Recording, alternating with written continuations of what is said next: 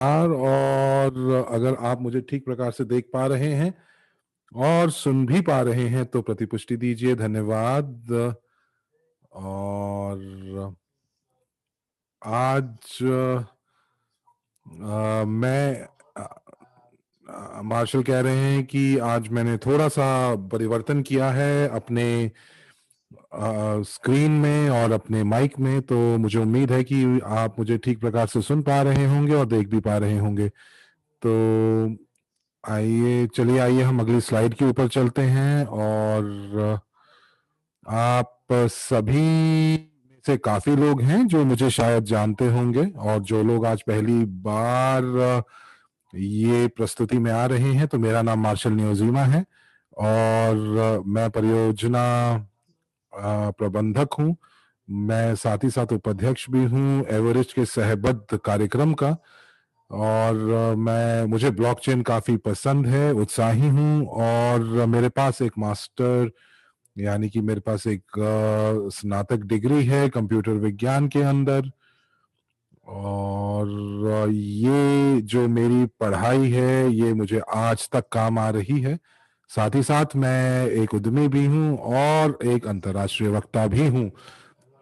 तो मैं यहाँ पर आज देख पा रहा हूँ कि बहुत सारे दर्शक आज जो जुड़े हुए हैं बहुत सारे देशों से हैं। चलिए आइए अगली स्लाइड के ऊपर चलते हैं। और यहाँ पर आज जो देख रहे हैं ये हमारा मानचित्र है, रोड मैप है, और ये अक्टूबर इस साल तक है। तो ये हमारे पास अगर आप बात करें तो सैद्धांतिक रूप में 4 साल का रोड मैप हमारे पास तैयार है। लेकिन अभी जो आपके पास है ये हमारे पास मई 2021 तक का मानचित्र है, रोड मैप है। और हम लोग क्या योजनाबद्ध तरीके से किस लक्ष्य को प्राप्त करना चाह रहे हैं ये आपके सामने है। तो जनवरी दिसंबर 2020 में बहुत काम जो था वो पर्दे के पीछे से चल रहा था। अनुसंधान करना और किस प्रकार से भुगतान प्रणाली, जो सबसे अच्छी भुगतान प्रणाली की विशेषताएं होती हैं, उसके बारे में हम अध्ययन कर रहे थे।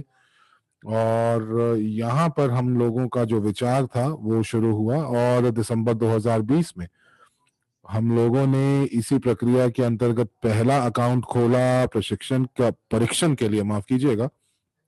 और हम लोगों ने इसका परीक्षण शुरू किया और हम लोगों ने इसको देखा, और ये जो अकाउंट था ये लिंकस्टीन में शुरू किया। ये एक छोटा सा देश है यूरोप के अंदर, लेकिन इसकी जो बैंकिंग प्रक्रिया है और जो इसके नियम और शर्तें हैं, बैंकिंग की जो कानूनन शर्तें हैं वो बहुत अलग हैं। तो जनवरी 2021 के अंदर हम लोगों ने हमारा जो जो लॉन्च था वो शुरू हुआ और लॉन्च किया हम लोगों ने। और वो दो और नए बैंक जुड़े, एक लग्जमबर्ग में और एक लिथुआनिया में। तो यहाँ पर हमने देखा कि क्या आप पैसा जो एक जगह से दूसरी जगह हस्तांतरण कर रहे हैं वो वाकई मिल भी रहा है, हस्तांतरण हो भी रहा है कि नहीं।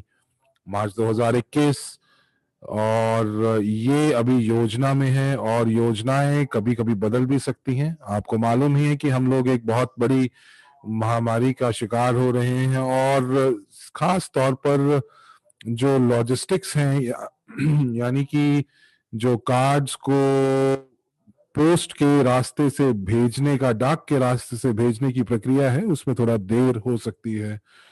अप्रैल में हम लोग योजना बना रहे हैं कि हम लोगों को एक मूलभूत बैंकिंग लाइसेंस मिल जाएगा, और जिससे हम लोग जो अपना क्रेडिट का यानी कि जो उधारी का जो जो जो प्रक्रिया है वो हम लोग कर सकेंगे, लेन देन कर पाएंगे। तो मई के अंदर 2021 के अंदर हमारे पास अगर सारी चीजें सभी कुछ योजनाबद्ध तरीके से चली तो हमारी अपनी एक एप्लीकेशन होगी ऐप स्टोर के ऊपर, और एप्पल में और एंड्रॉयड डिवाइस के ऊपर, और आपके पास जीयूपी के लिए एक एप्लीकेशन होगी अपने फोन के ऊपर। और आप जब गतिमान होंगे तब भी आप इसका इस्तेमाल कर सकते हैं। तो ये तो बहुत ही बढ़िया चीज है। और आप लोगों के लिए कहीं पर दोपहर है, कहीं पर सुबह है, कई लोग रात में उठकर इस सत्र को सुन रहे हैं। तो चलिए आगे अगली स्लाइड के ऊपर चलते हैं। तो अब यहाँ पर लोग पूछते हैं कि ये जीओ पे क्या है जिसके बारे में आप बात कर रहे हैं, हम लोग हर जगह इसको सुन रहे हैं, ये क्या करता है, क्या विशेषताएं हैं, ग्राहकों के लिए क्यों बेहतर है। तो ये एक प्रणाली है जो कि 21वीं सदी की प्रौद्योगिकी है, जो कि शायद आने वाले समय में आप देखेंगे आपके बैंकिंग इंडस्ट्री में, उद्योग में, और ये ब्लॉकचेन के ऊपर आधारित है। तो यहाँ पर जब हम इस प्रौद्योगिकी का इस्तेमाल करेंगे तो हम वाकई भीड़ से सबसे आगे होंगे। हम लोग यहाँ पर क्या करने की कोशिश कर रहे हैं, हम लोग एक पारंपरिक बैंकिंग प्रणाली को भविष्य के साथ जोड़ने की कोशिश कर रहे हैं, और ये आसान काम नहीं है, क्योंकि जब आप देखते हैं कि जो बैंकिंग प्रणाली है ये एक बहुत धीरे काम करती है, धीमी गति से काम करती है, धीमी गति से काम करती है। कहीं पे उनके केवाईसी उनको अनुसरण करना पड़ता है, कहीं पर बहुत सारे और नियम उनके लिए आते हैं। तो ये क्या करते हैं, तो ये यहाँ पर फिएट करेंसी की अगर हम बात करें तो फिएट करेंसी में क्या आएगा, मुद्राएं आती हैं जो कि सरकारी मुद्राएं होती हैं, यूरो, डॉलर, रुपया, और आप ये किसी भी बैंक में भेज सकते हैं और प्रणाली में किसी के साथ भी हस्तांतरण इसको कर सकते हैं। उसके बाद आपके पास क्रिप्टो करेंसीज की बात करें तो क्रिप्टो करेंसी होती हैं, और इस समय आप में से कुछ लोगों के पास शायद पहुंच नहीं है क्रिप्टो करेंसी की, लेकिन यदि आप इसके ऊपर इस्तेमाल करते हैं तो आप ये देखेंगे कि आप जब एक क्रिप्टो करेंसी की प्रणाली में घुस जाते हैं तो आप वाकई एक दूसरे से बहुत दूर नहीं हैं, और उसमें जो फिएट करेंसी है वो भी आप उसको मिला सकते हैं, मिलान कर सकते हैं। फिर हम बात करते हैं ओवर द काउंटर संपत्ति की, जो कि आप अपने जो जो कीमती धातु यानी कि सोना या चांदी जो है उसको आप वॉल्ट में से, तिजोरी में से, बैंक की तिजोरी में रख सकते हैं, बेच भी सकते हैं। तो अब ये एक प्रणाली है जो आपको मदद कर सकती है कि आप अपने परिसंपत्तियों को सुरक्षित रख सकते हैं। और चलिए आइए हम अगली स्लाइड के ऊपर चलते हैं। तो यहाँ पर अब देखते हैं कि हमारे ग्राहकों को क्या मिलता है। तो ये मैं आपको इसमें बताऊंगा कि किस प्रकार से ये प्रणाली काम करती है। मैं पूरी कोशिश करूंगा कि मैं आपको ये समझा पाऊं। और भविष्य जो है ये हम क्यों कह रहे हैं कि ये भविष्य की प्रौद्योगिकी है, टेक्नोलॉजी है। तो अगर हम प्रक्रिया की बात करते हैं तो आप देख सकते हैं कि ये सारी की सारी चीज़ें जो हैं ये एप्लीकेशंस हैं, आप मोबाइल पर भी इसको इस्तेमाल कर सकते हैं, और आप सीपा में भी स्थानांतरण कर सकते हैं जो कि यूरोपियन प्रणाली है। और अगर आप कहीं और अंतर्राष्ट्रीय स्तर पर आप अपना हस्तांतरण करना चाहते हैं तो आपको स्विफ्ट की ज़रूरत होती है, स्विफ्ट कोड की। और उसके बाद आप जो है पैसे निकाल सकते हैं, निकासी कर सकते हैं, डाल सकते हैं। और मैंने क्रिप्टो करेंसी के बारे में आपको बताया ही। और उसके बाद एक जो आपकी जो पहुंच है वो प्रीपेड मास्टर कार्ड तक भी बनती है, यानी कि आप उसमें पूर्व ही पैसे डलवा कर उसको इस्तेमाल कर सकते हैं। और अगर आप केवाईसी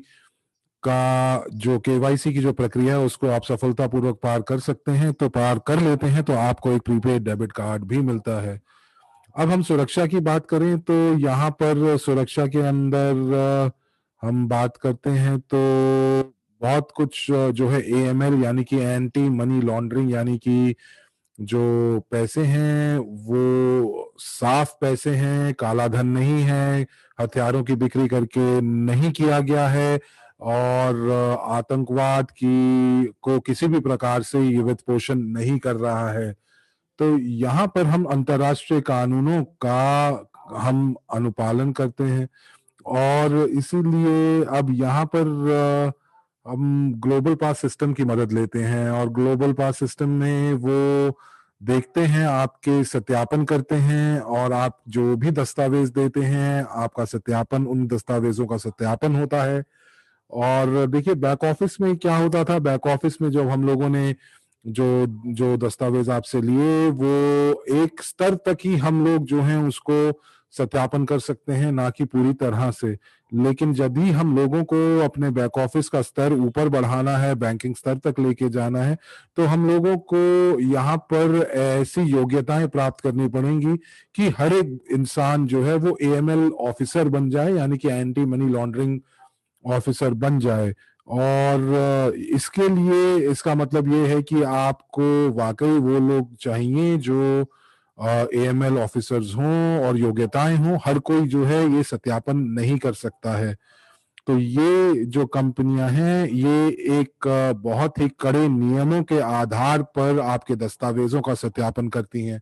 कुछ देश जो हैं जैसे कि जो जो बैंकिंग प्रणाली की वजह से, बैंकिंग प्रणाली की तरफ से ब्लैक लिस्ट हो गए हैं, या जो यूं कहें कि उनको उनका जो उनके लोगों का, जो उस देश के जो नागरिक होते हैं उनका केवाईसी नहीं हो सकता है। तो इसीलिए ये सब चीज़ों की जानकारी होना ज़रूरी है। और मैं हमेशा लोगों को ये बोलता हूँ कि अगर हम लोग मैं आपको ये कहूँ कि आप एंड्रे जी को मॉस्को में मिलने वाले हैं और वो आपको बहुत बढ़िया पार्टी देने वाले हैं, लेकिन उसके लिए आपको पासपोर्ट की ज़रूरत है। तो मुझे मालूम है कि आप 10 दिनों के अंदर अपना पासपोर्ट तैयार कर लेंगे। और ये मेरे ऊपर भी लागू होता है कि अगर मुझे एक मौका मिलता है कि मैं उनसे मिल सकूं तो मैं पासपोर्ट की प्रक्रिया को बिल्कुल सही तरीके से उसको 10 दिन में मैं प्राप्त कर लूंगा। और यदि आप मेरी बात से सहमत हैं तो यस लिखकर आप मेरी बात को पुष्टि करें। तो काफी लोग मुझे बोल रहे हैं कि ये प्रक्रिया के लिए मैं पासपोर्ट नहीं प्राप्त कर सकता हूं, मैं ये नहीं कर सकता हूं, वहाँ ये दिक्कत है।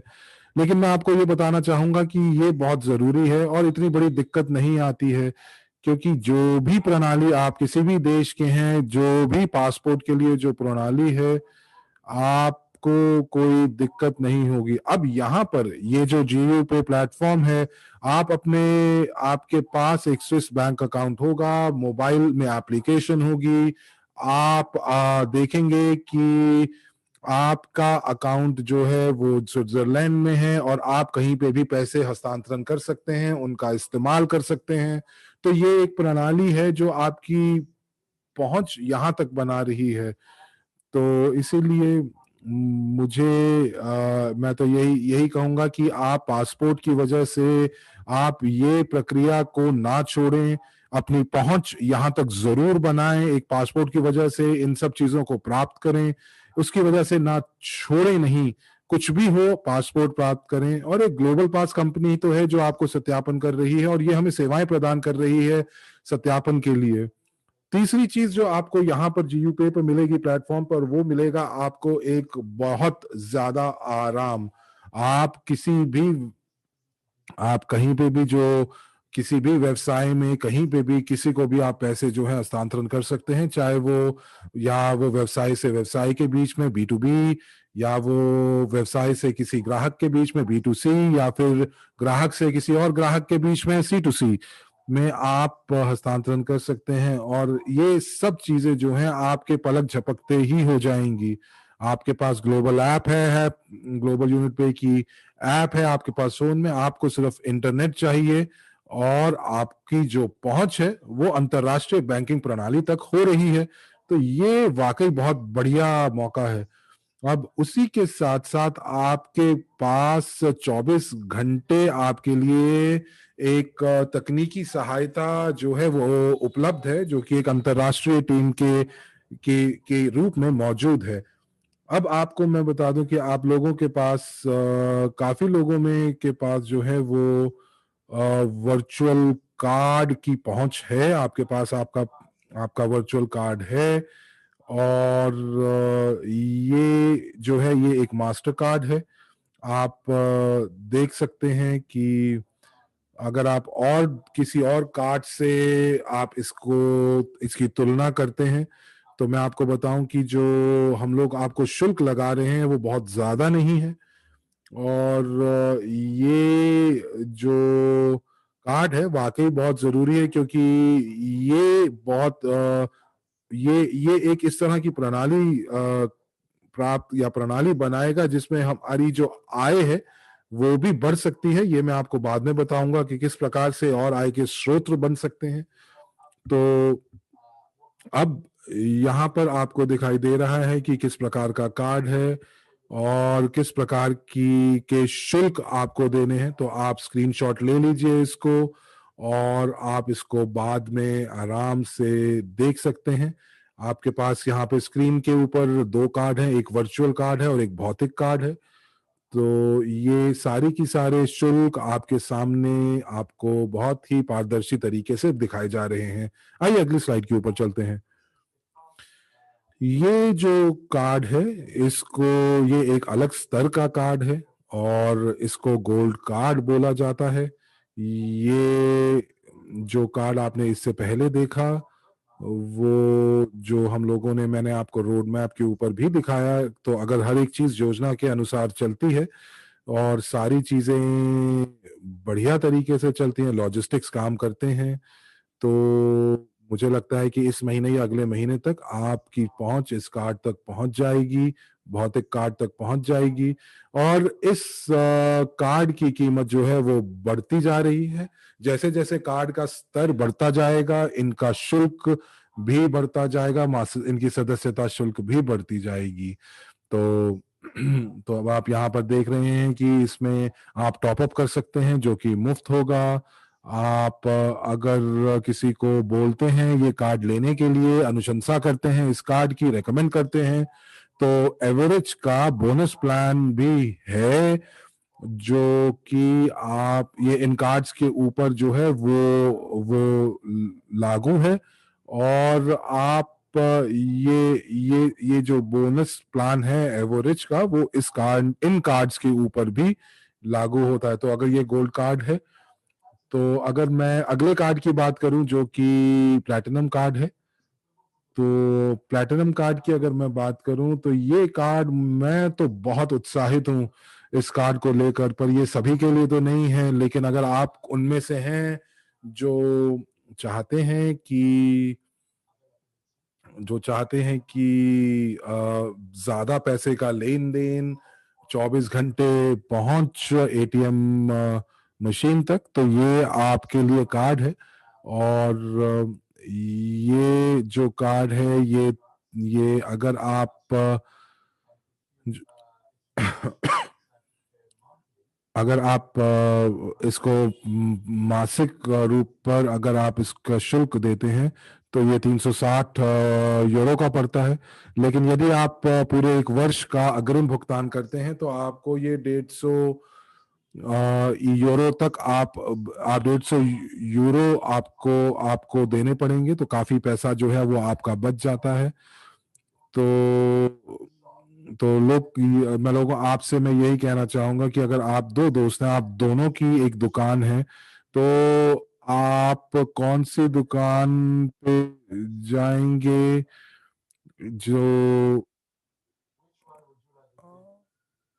माफ कीजिएगा, आपके पास दो दुकानें हैं, या ये कहें कि आपकी अपनी दुकान है और एक आपके पड़ोसी की दुकान है, तो आप कौन सी दुकान पे जाएंगे? आप अपनी दुकान पे जाएंगे। तो ये तो अगर मैं ये देखूं कि अगर आप और बैंकों के कार्डों को देखते हैं तो ये आपको शायद मुफ्त में भी दें। और ये शायद मुफ्त हो, लेकिन उसके बाद वो हर एक लेन देन के लिए आपसे आपसे वो भुगतान लेते रहेंगे, आप पे शुल्क डालते रहेंगे। और कुछ भी किसी हस्तांतरण के लिए आपको देना पड़ेगा। तो हो सकता है कि जो पड़ोसी का बैंक है वो आपको मुफ्त में कार्ड दे रहा हो, लेकिन आपकी ये अपनी दुकान है और इसीलिए आपको यहाँ पर ये आपके सामने ये कार्ड है, और आप इसको ये अब आपको पता है कि ये क्या बहुत ही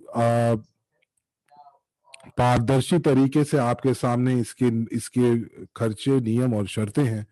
तो चलिए, अब आप यहाँ पर मैं आपको ओसीटी के बारे में बता रहा था, यानी कि ओरिजिनल क्रेडिट ट्रांजैक्शन या धन हस्तांतरण, यानी कि मनी ट्रांसफर।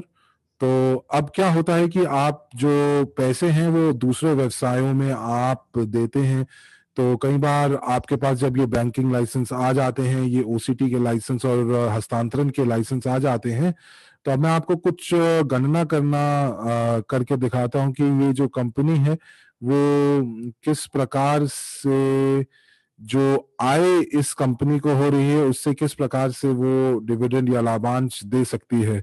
तो अब मैं अगर एक ये बात करूं कि हमारे सिर्फ हम अपने समुदाय जो कि 1.6 मिलियन सहभागी हैं, और हम लोग ये कहें कि सिर्फ हम 1 मिलियन की बात करें कि जो 1 मिलियन लोग हैं वो इस कार्ड को लेते हैं, वो हमारे प्रणाली का इस्तेमाल करते हैं, और वो हर महीने $1,000 का टॉपअप करेंगे, जो कि बहुत मुश्किल नहीं है, क्योंकि ये जो प्रक्रिया है भविष्य के अंदर आपको इस प्रक्रिया को आपको इस्तेमाल करना पड़ेगा, पूरी की पूरी प्रणाली का इस्तेमाल करना पड़ेगा, क्योंकि आपका जो बोनस है वो इसके ऊपर भी निर्धारित होगा। तो अगर आप अपने मासिक खर्च के लिए और खर्चों के लिए आप अगर 1,000 का टॉपअप करते हैं, तो हम लोग जो हमारी कंपनी है वो जो जो लेन देन की जो राशि है, जो ट्रांजैक्शन का अमाउंट है, वो आप अगर करते हैं, तो अगर हम लोग यहाँ पर बात करें कि हर बार हम लोग उसके ऊपर उस जितना भी राशि है उसके ऊपर हम सिर्फ 1% ही कमाते हैं, जो कि इस प्रणाली के अंतर्गत जा रहा है, तो वो $10 मिलियन का हो सकता है।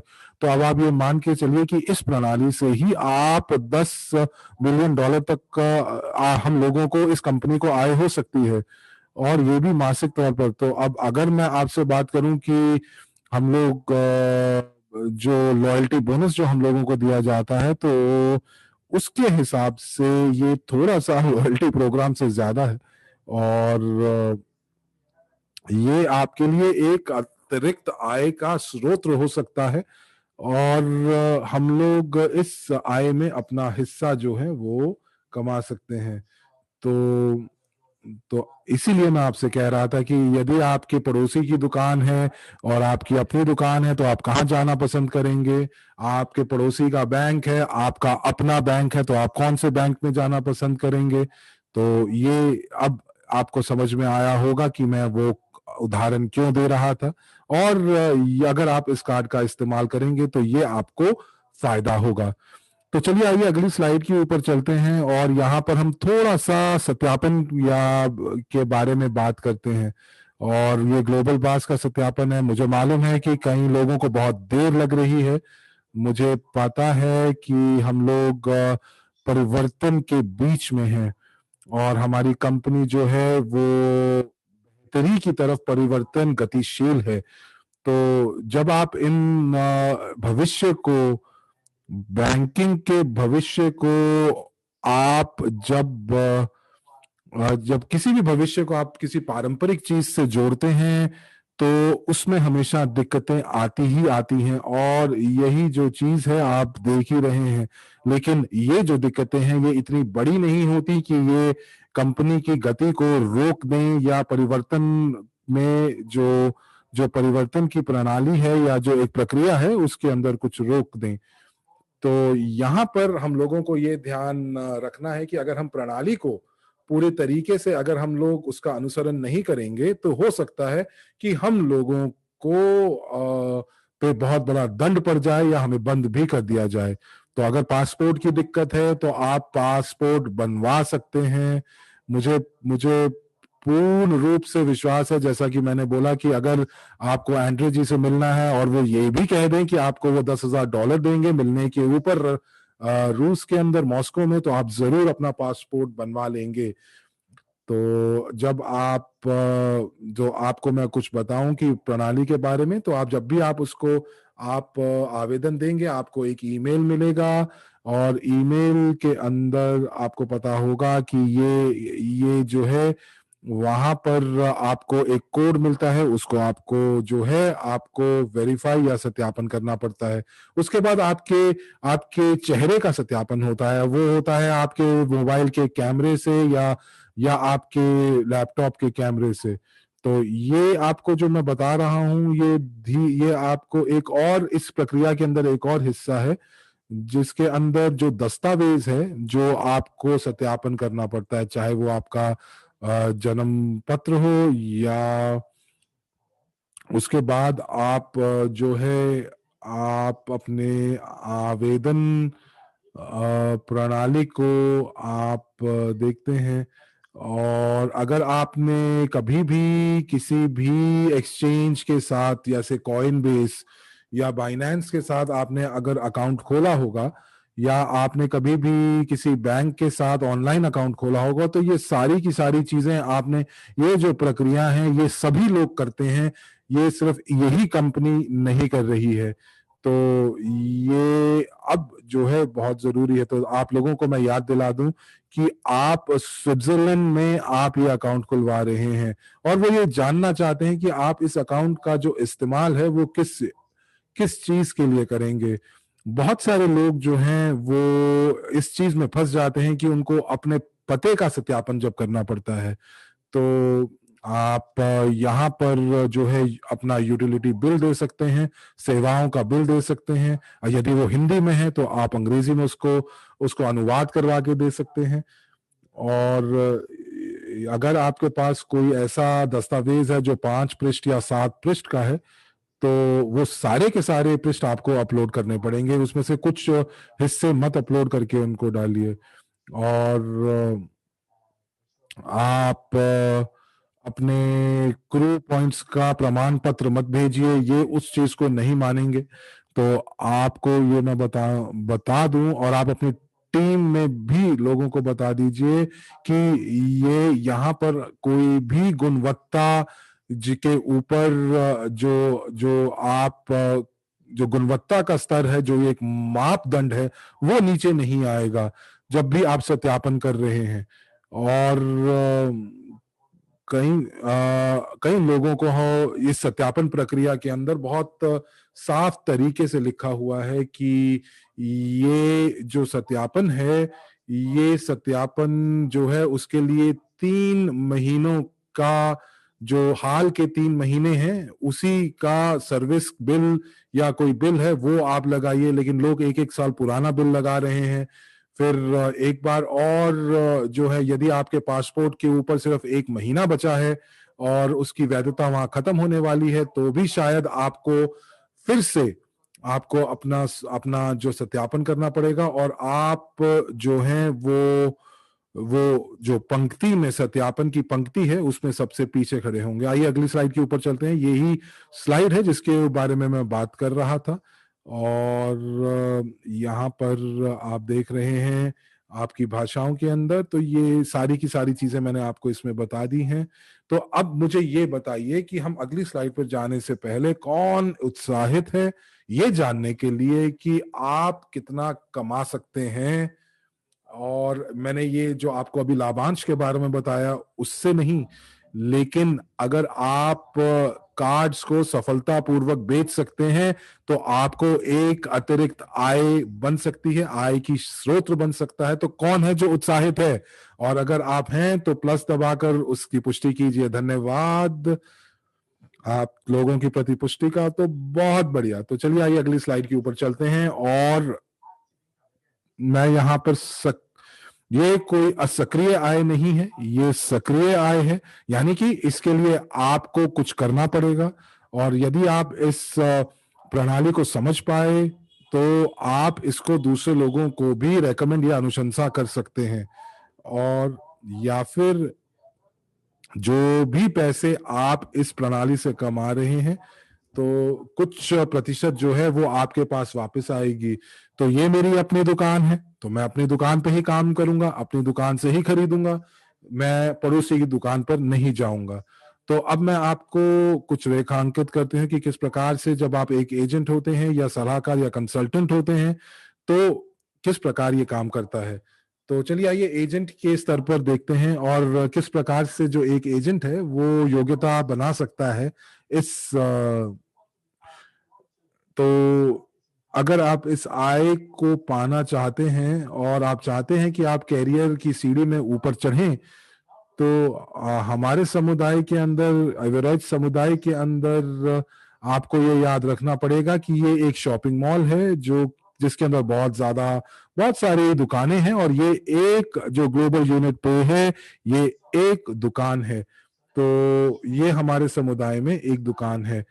तो यदि आप एक एजेंट हैं एवरेज के अंदर, और जैसा कि मैंने आपको बताया, अगर आप याद करें कि जो जो एवरेज का जो मार्केटिंग प्लान है, बोनस प्लान है, वो यहाँ पर भी लागू होगा। और मैं आपको दिखाना चाहूंगा कि आपको ये कार्ड क्या दे सकता है, चाहे आप एजेंट हो। और मुझे लगता है कि आपको आपका लक्ष्य होना चाहिए कि 500 कार्डों को बेचना।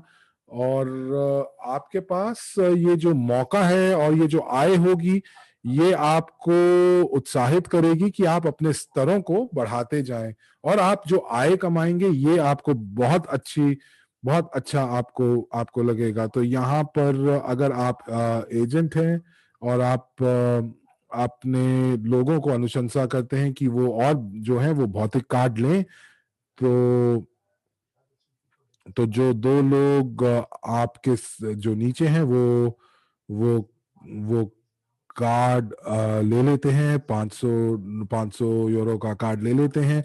और उसके नीचे जो है वो 100 यूरो का कार्ड ले लेते हैं। तो आइए चलिए अगली स्लाइड के ऊपर चलते हैं। तो अगर आप एजेंट हैं, आइए अगली स्लाइड के ऊपर चलते हैं। तो जब आप एजेंट हैं, तो अगर यदि आपकी स्थिति एजेंट की है, तो हम यहाँ पर जो है हमारे पास एक प्रमोशन है जो चल रही है, और ये सितंबर और अक्टूबर तक चलेगी। और आप लोग 5x5 की पद्धति के अनुसार चलते रहिए।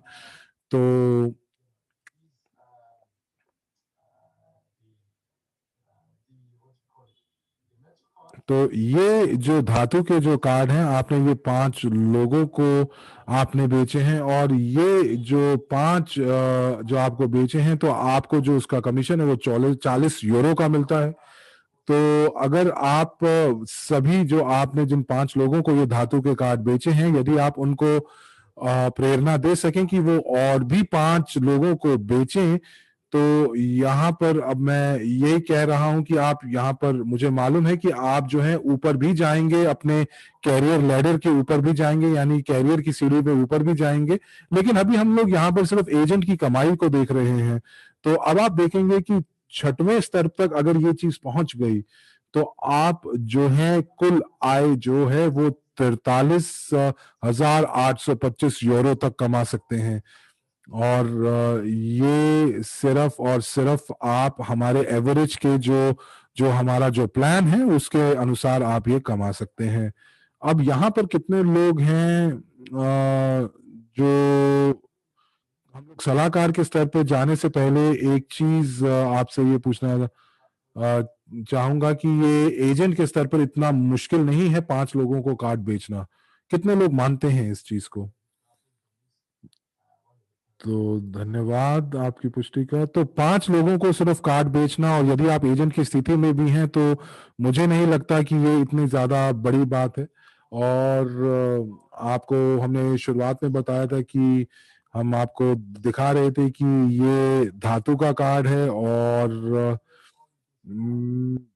ये आप जो देख रहे हैं कि ये आपको मैंने सिर्फ 5 का एक उदाहरण दिया ताकि आपको आसानी से समझ आए। और आइए अगली स्लाइड के ऊपर चलते हैं, जहां पर हम जो है 5x5 का जो हमारी पद्धति है। अब आप यहाँ पर देख सकते हैं कि अगर आप सलाहकार हैं और आप कंसल्टेंट या सलाहकार के हिसाब से करते हैं, तो आप देख सकते हैं कि क्या क्षमता है आपके आय की। तो मुझे मालूम है कि आप सलाहकार सारी जिंदगी नहीं रहेंगे, आप बल्कि ऊपर बढ़ते रहेंगे। बहुत सारे जो आप लोग हैं, आप कमाएंगे, नए आय के स्रोत जो हैं वो बनेंगे, और आप इनसे कहीं ज्यादा कमा सकते हैं। और हम लोग जो हैं वो 5 बाय 5 की जो पद्धति है, मैं उसी उदाहरण से आपको चल रहा हूं ताकि आप लोग उसको आसानी से समझ पाएं। और जो लोग जो अगर मैं आपको आंकड़े दिखाऊंगा लीडर मैनेजर के या और ऊपर के, तो आप कहेंगे कि ये तो हो ही नहीं सकता, आप अविश्वसनीय हैं। लेकिन ऐसा नहीं है। ये बहुत सरल है और ये बिल्कुल मुमकिन है। और आप जानते हैं कि आप अगर किसी दुकान में काम करते हैं और आप अच्छा काम करते हैं, तो आपको पता होना चाहिए कि सामने वाला आपके पास दोबारा आएगा, क्योंकि ये आपके लिए एक बेहतरीन दुकान है और आपको हर सेवा और गुणवत्ता से आपको खुश करता है। तो आइए अब हम अगली स्लाइड पे आते हैं और मैं आपको यहाँ दिखाना चाहता हूँ कि क्या क्षमता है हमारी। और मैं जानता हूँ कि कुछ हमने सुना है कि आपको प्रणाली को लेके मुश्किलें आ रही हैं, लेकिन आपको एक बड़ी छवि देखनी है यहाँ से, क्योंकि जब भी आप नजदीक रह के मुश्किलों के बारे में सोचते हैं, तो आपका दिमाग और मस्तिष्क और मानसिकता नकारात्मकता से ही भरी रहती है। तो आपको ये देखना है कि हम जा कहाँ रहे हैं, हमारा आने वाला समय कैसा होने वाला है। तो आप ये देखिए कि हम कहाँ जा रहे हैं। अभी फिलहाल मैं आपको एक उदाहरण देता हूँ, जैसे कि बिटकॉइन के अंदर वो सभी लोग जो 5 साल पहले या 4 साल पहले या 6 साल पहले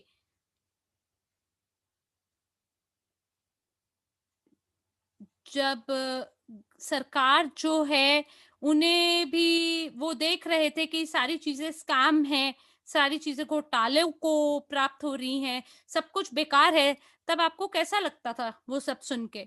लेकिन देखिए, उस समय वो सब छोटे छोटे बस आपकी राह के पत्थर थे, और आज की सच्चाई अलग है। और उसी तरह हम लोग जो आज हम देख रहे हैं हमारी राहों के पत्थर या बाधाएं, वो वो बाधाएं हैं जो कि हमारी पारंपरिक जो स्थितियां हैं वो हमारे लिए रास्ते में बाधा बनी हुई है।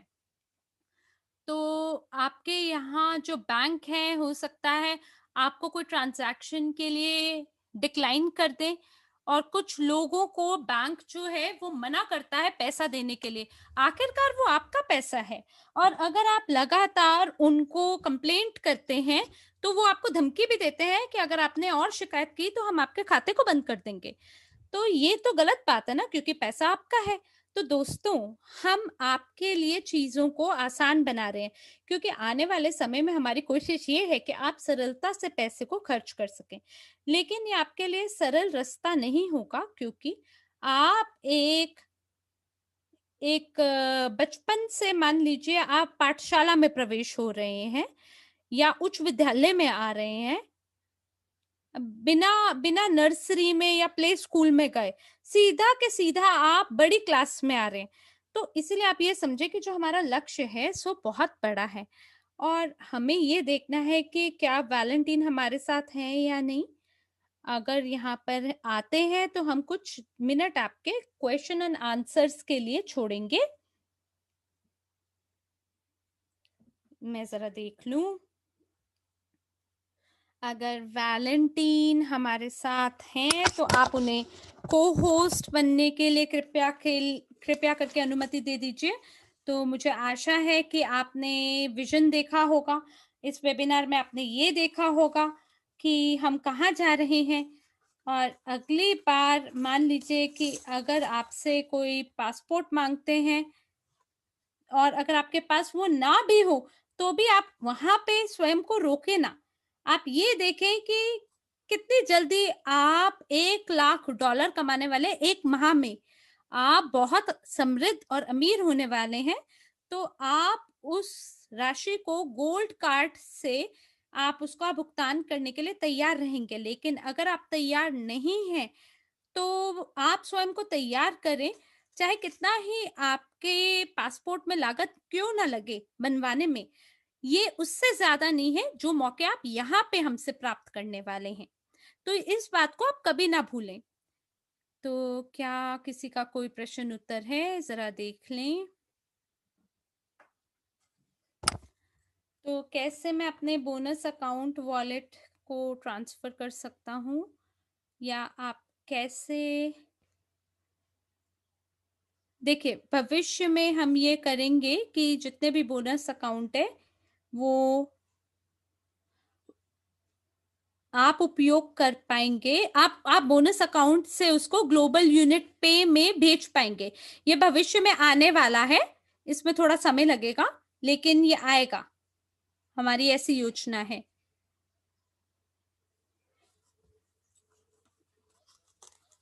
मार्शल, जो बैंक कार्ड है उसको कितने टाइम में आप इश्यू करने वाले हैं? 1 साल, 2 साल? आप कहना चाहते हैं कि कब? नहीं। मतलब वो आपके लिए कोई भी कार्ड को जब जारी करते हैं उसके बारे में जानना चाह रहे हैं।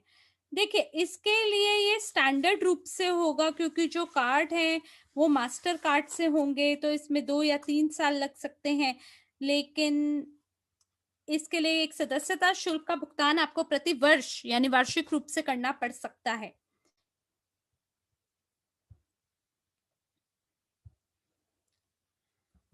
तो डेरिप, आपका आपका कोई और सवाल है? वैलेंटीन बोल रहे हैं कि वो बिल्कुल तैयार हैं। ठीक है, तो वैलेंटीन हमारे साथ हैं, और वैलेंटीन जी जो हैं वो प्रमुख हैं ग्लोबल यूनिट पे के, तो वो आपको और भी ज़्यादा आंतरिक रूप से सभी सवालों के बारे में जानकारी देंगे कि कब कार्ड आएँगे, कब पेमेंट होगी। तो कृपया करके आप उनके आने का इंतज़ार करिए। फ़िलहाल वो रूसी कक्ष में हमारे साथ जुड़ गए हैं। जी हाँ, वो हमारे साथ हैं। ठीक है, तो वैलेंटीन, आप जो भी सवाल रूसी कक्ष के हैं, वहाँ से शुरू कर लीजिए। हाय वैलेंटीन, आप हमारे साथ हैं क्या?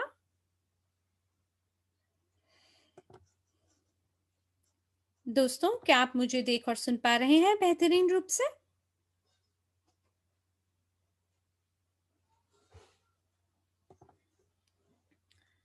शून्य से 10 तक की गणना में कृपया करके आप हमें एक फीडबैक दीजिए। अगर आपको जो कुछ भी मार्शल ने बताया है, सो स्पष्ट हुआ है या नहीं? भुगतान प्रणाली को लेके, उसकी विशेषताओं को लेके, क्योंकि मैं अंग्रेजी और रूसी दोनों चैट साथ-साथ देख पा रहा हूँ। ठीक है, मैं 7 देख पा रहा हूँ, मैं लोगों के 9 देख पा रहा हूँ, लोगों के 10 देख पा रहा हूँ, 11 देख पा रहा हूँ। बहुत बढ़िया, मुझे बेहद पसंद आया जिस तरह से उन्होंने प्रस्तुत किया है, खास करके जो अंतर्राष्ट्रीय पासपोर्ट के बारे में बात की है। ये बहुत ही छोटी चीज़ है या छोटा क्षेत्र है जो कि हमारी पहुंच को रोक सकता है प्रणाली तक या उसके लाभों तक, क्योंकि जो पासपोर्ट है वो अनिवार्य है। तो कृपया करके आपको उस तक ज़रूर पहुंच बनानी है। और जहां तक कार्ड की बात है, यहाँ पर मैं आपसे कहना चाहूँगा, हम लोग एक प्रक्रिया में हैं कार्ड्स तक पहुंच बनाने के लिए। इस राह में, शिपमेंट के रास्ते में हमें काफ़ी चुनौतियों का सामना करना पड़ा, लेकिन हमें चित्र मिले हैं स्टैंडर्ड मास्टर कार्ड का 3 सालों के लिए हमारे लोगों के साथ, और इसको शिप किया जा रहा है। लेकिन ये जो डिलीवरी की लागत है, इसमें ज़्यादा समय लग सकता है, और हमें आशा है कि अगले सप्ताह तक हमें ये प्राप्त हो जाए। और जैसे मार्शल ने कहा है, 3 प्रकार के कार्ड होंगे और हर व्यक्ति वो कार्ड को चुनेगा जो उसको सबसे ज़्यादा बेहतर लगेगा। और हमारे जितने भी सक्रिय भागीदार हैं जो कि बाजार का अवलोकन करते हैं, उन्होंने मूल्यांकन किया है शुल्क के बारे में, बाकी पेमेंट सिस्टम का। तो जो भी लागत है वो प्लस माइनस लगभग सामान्य है। लगभग आप लगा लीजिए 0.5% का ही अंतर होगा लागत में। लेकिन हम लोग बहुत ही ताकतवर क्षेत्र अधिकार यानी जुरिस्डिक्शन के साथ काम कर रहे हैं, और अकाउंट जो है वो लोग बोलते हैं ब्लॉक हो जाएगा अननोन सिस्टम से। तो यहाँ पे हमारी कोशिश ये है कि हम हमारे पैसे को संरक्षित और सुरक्षित रखें।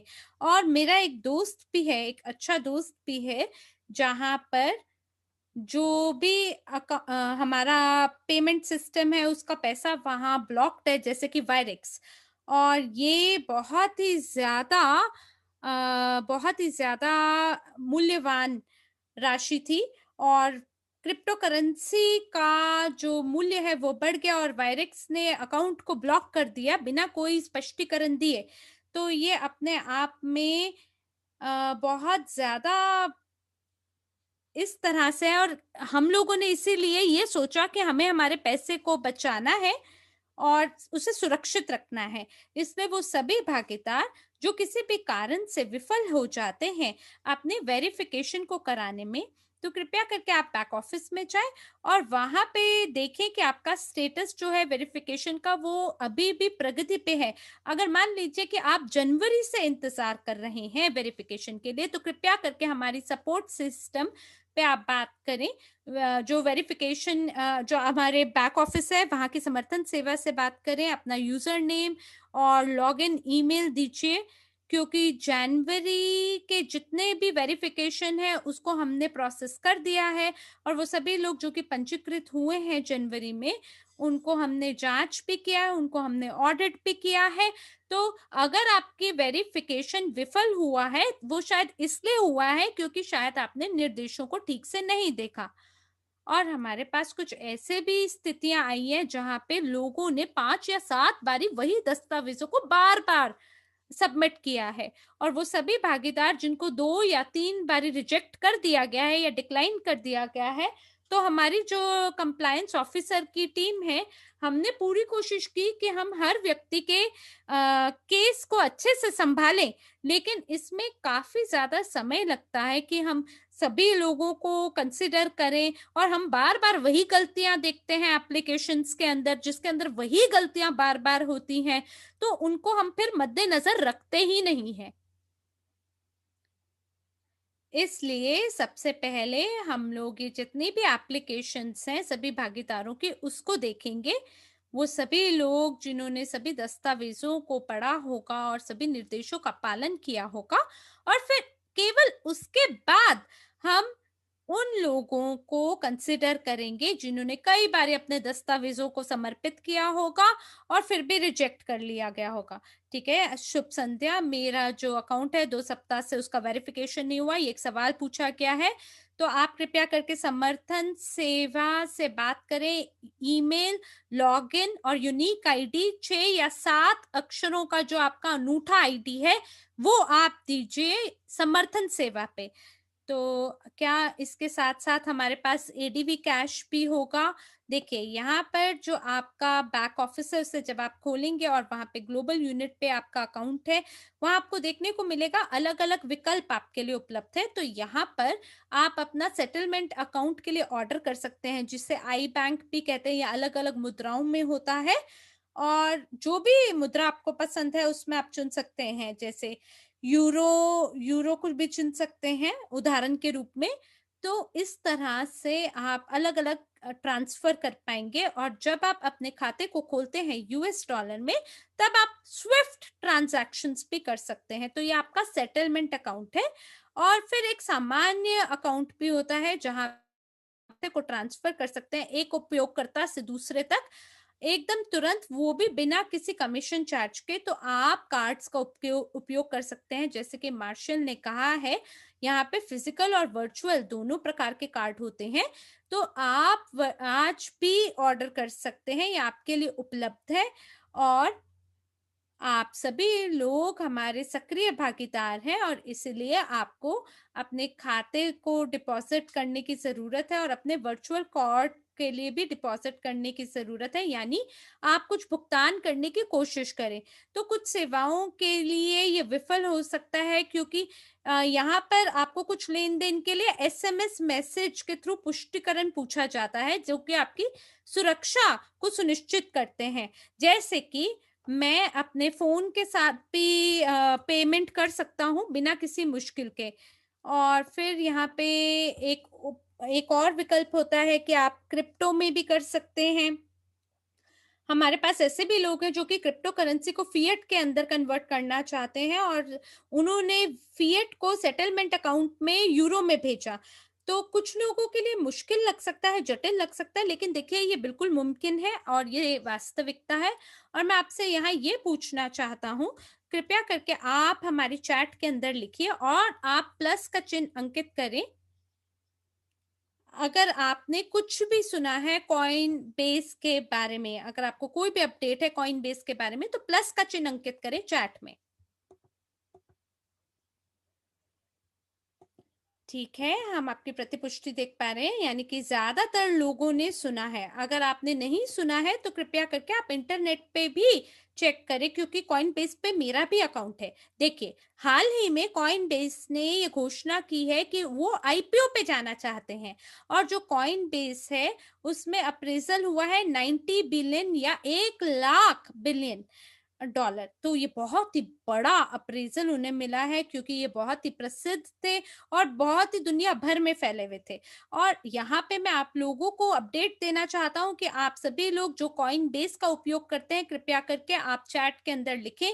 अगर आपका कॉइनबेस अकाउंट है, तो अब आपके पास मौका है कि आप अंतर्राष्ट्रीय बैंक खाते को भी खोल सकते हैं, जैसे कि आई बैंक, जिसके माध्यम से आप फिएट मनी ले सकते हैं, यूएस डॉलर, स्विस फ्रैंक्स, ये सारी चीज़ें आप ले सकते हैं, आपके पास ये मौका है।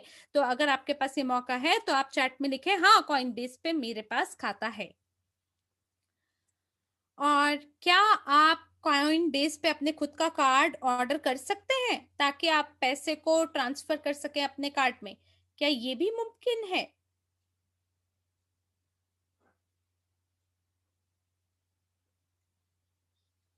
अंग्रेजी कक्ष में लोग बोलते हैं नहीं। हालांकि रूसी कक्ष के अंदर एक व्यक्ति है जो कह रहा है हाँ। लेकिन क्या आप क्रिप्टो करेंसी कॉइन बेस में प्राप्त कर सकते हैं और उसको एकदम तुरंत फिएट मनी में कन्वर्ट करके एकदम तुरंत उसका भुगतान कर सकते हैं, उसको खर्च कर सकते हैं? क्या ये मुमकिन है? तो कुछ लोग कह रहे हैं हाँ, ये तो सरल है और कुछ लोग कह रहे हैं कि कॉइनबेस के अंदर जो कुछ फंक्शंस है या कार्यक्षमता है जो कुछ उसकी, वो मुमकिन नहीं है। तो बिल्कुल मैं आपसे सहमत हूँ।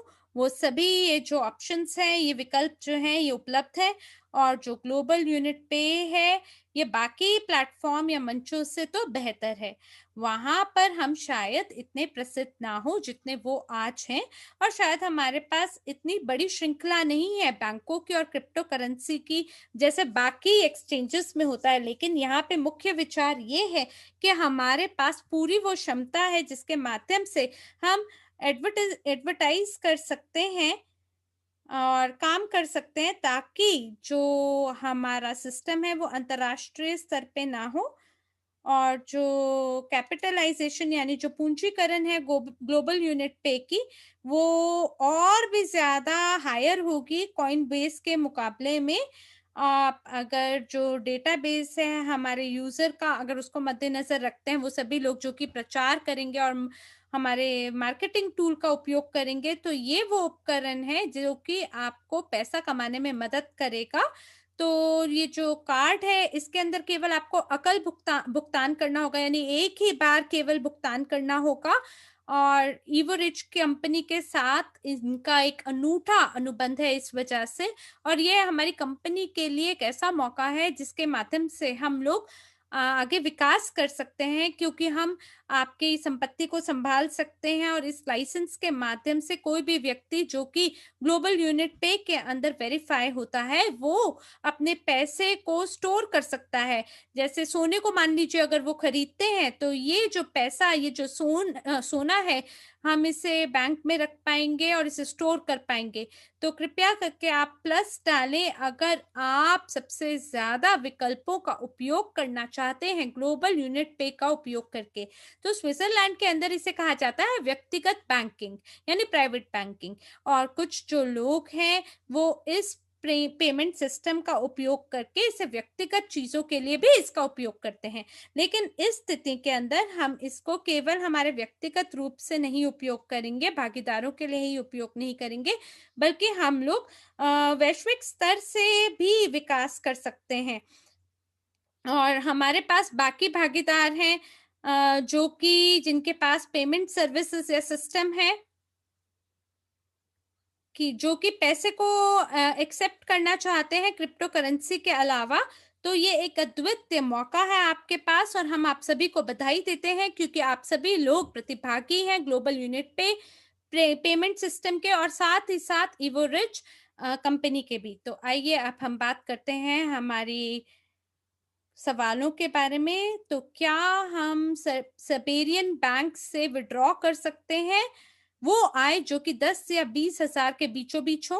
देखिए, ये विषय हमारे आज के वेबिनार का नहीं है।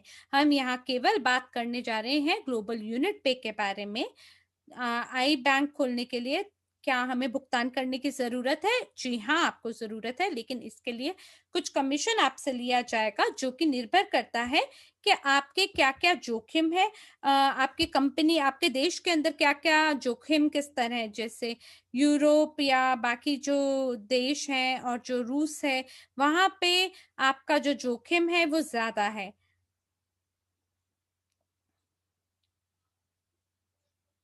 और यहाँ पे कुछ चुनौतियों का भी सामना करने का मौका मिला हमें और यहाँ पे जो जोखिम का स्तर है वो ज्यादा है।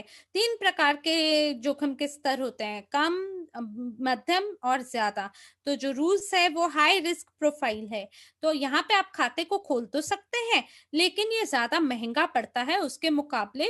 जो भी लोग यूरोप की नैतिकता जिन्होंने ले रखी होती है, सिटीजनशिप ले रखी होती है, तो अगर आप घर पे हैं, आपके पास एक अनूठा मौका है कि आप सिर्फ किसी अकाउंट को खोल नहीं सकते या किसी कार्ड को सिर्फ एक खरीद नहीं सकते और उसको क्रिप्टो करेंसी से ही नहीं भर सकते, बल्कि अपने आप में फुल फ्लेज सेटलमेंट अकाउंट है।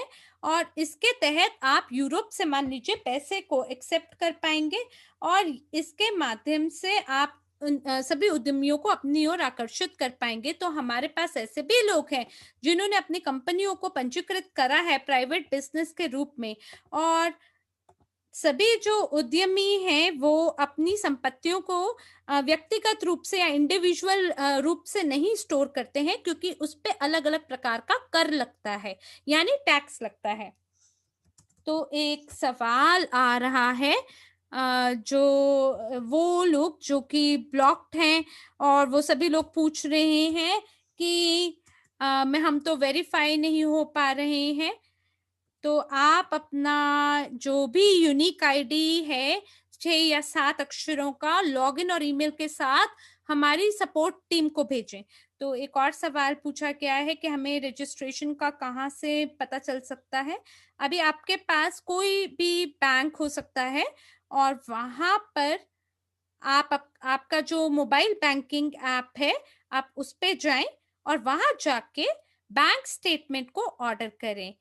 एक्सट्रैक्ट को नहीं, बल्कि बैंक स्टेटमेंट को ऑर्डर करें और वहां पर आपको आपके घर का पता लिखा हुआ मिलेगा और उसके ऊपर एक विशिष्ट तिथि भी लिखी होगी। तो मोबाइल बैंकिंग में आप भाषा का विकल्प चुन सकते हैं।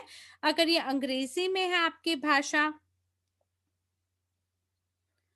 तो इसके लिए हमारे पास विशेषज्ञ हैं जो कि रूसी भाषा बोलते हैं। लेकिन अगर ये अंग्रेजी भाषा में होगा तो ये मतलब जल्दी से होगा ये काम। तो अगर आपके पास मोबाइल बैंकिंग नहीं है, तब आप कॉपी जोड़ सकते हैं यूटिलिटी बिल का, या आप कॉपी जोड़ सकते हैं अपने फ़ोन के बिल का। अलग-अलग देशों में अलग-अलग दस्तावेज़ों की ज़रूरत होती है, जिसके माध्यम से आपके घर के पते की पुष्टि होती है।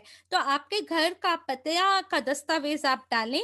मान लीजिए अगर आप शहर नंबर ए में रहते हैं, जहाँ पर और मान लीजिए रजिस्ट्रेशन आपका टाउन बी यानी शहर बी में हो रखा है, तो आपको अपने शहर बी का पता देना है, क्योंकि शहर ए वाला जो है उसको आप कंफर्म कर ही नहीं सकते हैं। तो इसीलिए आपको शहर बी का दस्तावेज देने होंगे, ठीक है? तो लोग हमसे सवाल पूछ रहे हैं सीआरयू मूल्य के बारे में, तो ये अलग वेबिनार है, आप कृपया करके ग्लोबल यूनिट पे से ही आधारित सवालों के बारे में पूछें।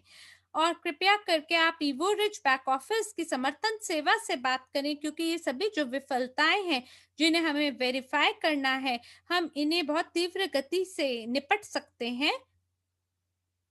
आपकी जो समर्थन सेवा है इवोरिच की, उसके माध्यम से, क्योंकि जो ग्लोबल यूनिट पे की सपोर्ट है वो अलग तरह से कार्य करती है, और इसलिए आप इस बात को समझें कि इससे पहले कि आप ग्लोबल यूनिट पे की समर्थन सेवा से बात करने जा रहे हैं, उससे पहले सभी निर्देशों और गाइडलाइंस को ठीक से पढ़ें।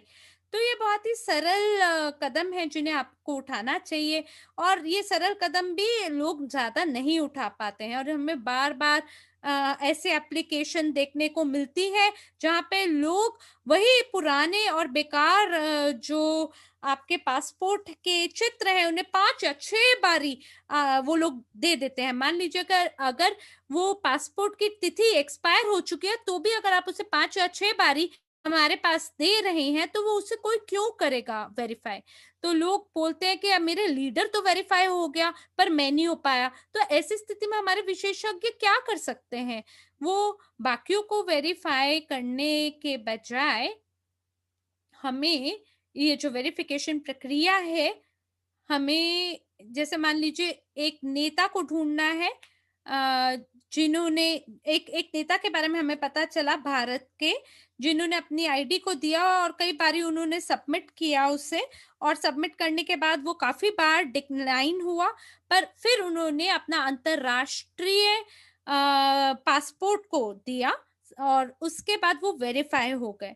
और उसमें लैटिन अक्षरों में लिखा गया था और उसको वेरीफाई हो गया। तो कई बारी लोगों को नहीं पता होता कि किन विवरणों की हमें ज़रूरत है, किस प्रकार की डिटेल्स हमें चाहिए।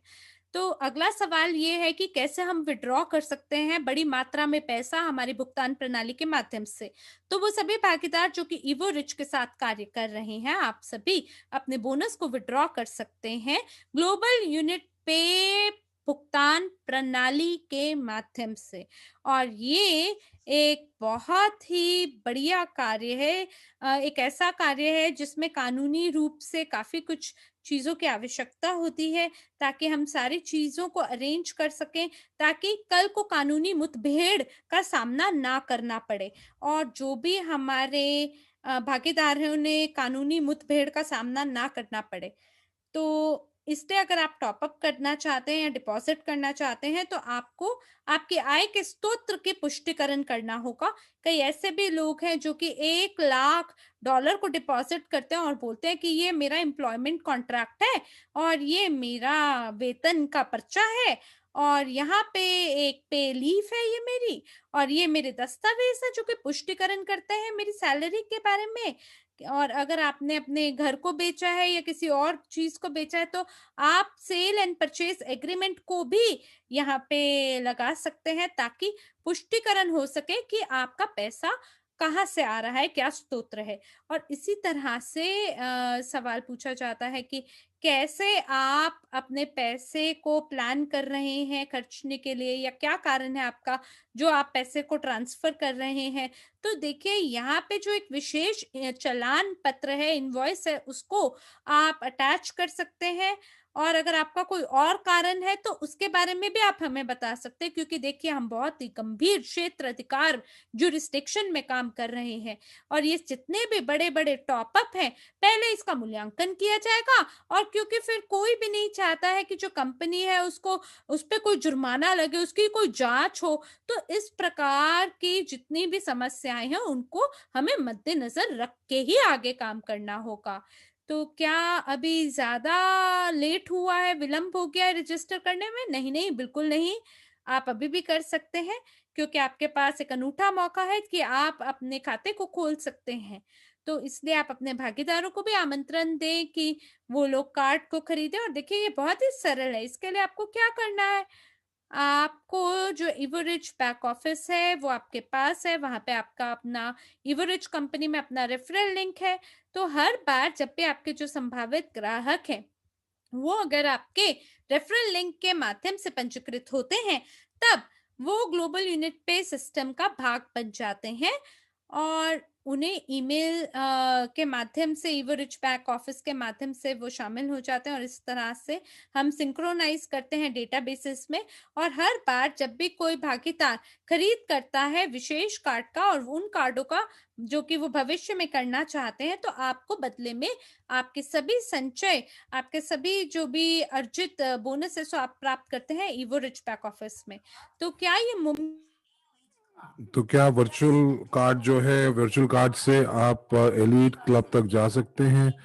आप इसकी कोशिश कर सकते हैं, और आप देख सकते हैं कि जिन्होंने एलीट क्लब का जो भुगतान है वो वर्चुअल कार्ड के जरिए करना चाह रहे थे। तो यहाँ पर कुछ ऐसे केसेस हुए हैं जहाँ पे एक पार्टनर ने जब उन्होंने टॉप अप किया और क्रिप्टो करेंसी के माध्यम से, और क्रिप्टो करेंसी का जो मूल्य था वो ऊंचा चला गया, और ग्लोबल यूनिट पे में जो है वो वहां पर उसका बैलेंस वहां चला गया। तो अगर आपके जो बिटकॉइन या कोई और सिक्का जो है वो ऊपर चला जाता है, तो जब आप ज्यादा पैसे हस्तांतरण करते हैं एवरेज भुगतान प्रणाली के अंदर, तो आप ये चीज बताते हैं कि आप पुष्टिकरण करते हैं कि आपने ये जो सिक्के थे इन दिनों में खरीदे, और उस समय जो उसका मूल्य था वो ये था।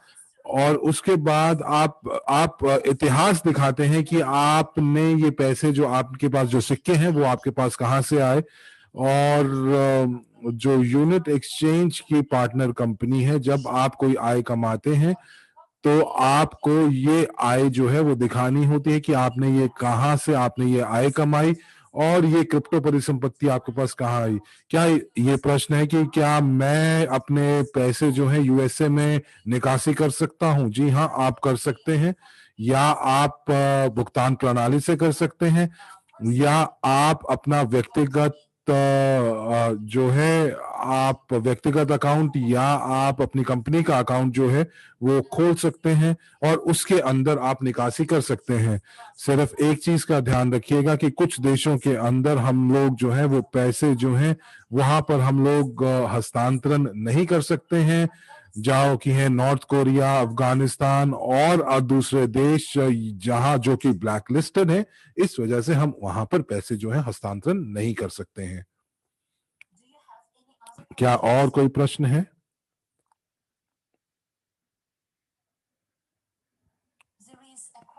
एक और प्रश्न आ रहा है कि 500 यूरो जो धातु का जो कार्ड है वो सालाना है या वो एक बार का है? तो मार्शल, क्या आप इसको बता पाएंगे? ये प्रश्न है कि जो आय का जो स्रोत है, वो जो हम लोग एक्सचेंज से जो हमें आय होती है, तो क्या हम लोग ये बता सकते हैं कि क्या हम लोगों ने जो हमारी आय हुई है वो एक्सचेंज से हुई है?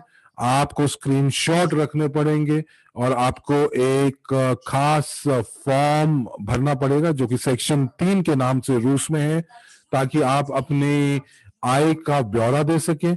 आपको उसमें बताना पड़ेगा कि किस प्रकार से आपने वो खरीदे, कितने में खरीदे, आपको पूरा इतिहास देना पड़ेगा।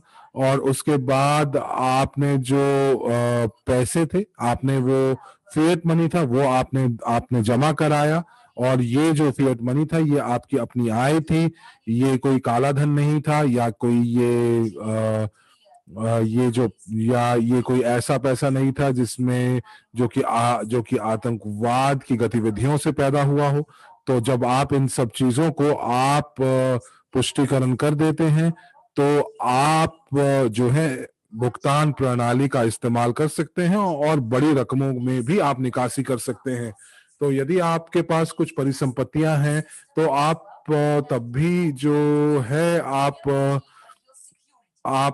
इस भुगतान प्रणाली का इस्तेमाल कर सकते हैं, और आपकी जो परिसंपत्ति है वो आपकी गारंटी के रूप में इस्तेमाल हो सकती है। तो कंपनी ने इन चीज के ऊपर खास ध्यान दिया है कि जो कुछ ऐसी नकारात्मक चीजें हैं, जो हमारे पार्टनर्स जो हैं वो कुछ ऐसी चीज कर रहे थे जो कि नहीं करनी चाहिए थी। तो इसीलिए हम लोगों को कि इसी कारणवश जहां पर हम लोगों का जो पैसा था जो फंस गया था, इसी वजह से हम लोगों ने ग्लोबल यूनिट पे की स्थापना की है, जो कि हमारा अपना अपना भुगतान प्रणाली है।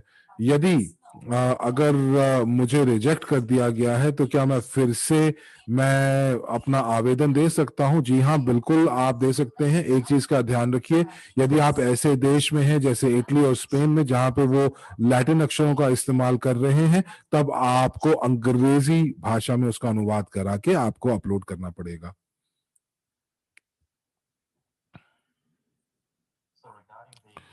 तो अब ये क्वांटम प्रणाली के ऊपर जो जो प्रश्न आ रहे हैं, वो हम लोग क्वांटम के ऊपर अपने बिटनुक कंपनी के बारे में हम लोग अपने गुप्त बैठक में बात करेंगे। ये एक कंपनी है बिटनुक, ये एक एक्सचेंज थी जो कि क्रिप्टो करेंसी में थी, और उसके बाद डॉइश बॉर्से में वो बिकी, और ये प्रणाली है जिसको हम इस्तेमाल कर रहे हैं।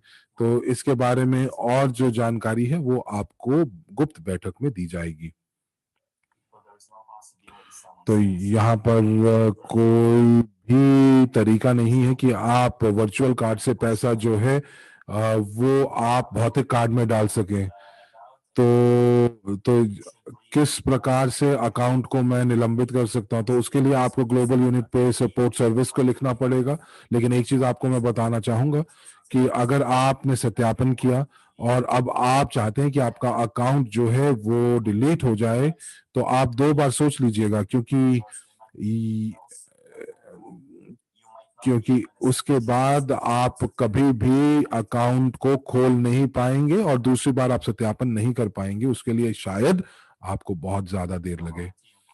तो वैलेंटीन, क्या आप हमें ये बता सकते हैं कि यहाँ पर एक प्रश्न आ रहा है कि जो हम टॉपअप है वो वीजा डेबिट कार्ड हमारी भुगतान प्रणाली में टॉपअप नहीं कर पा रहे हैं, तो क्या ये वीजा की दिक्कत है या ये कुछ और दिक्कत है?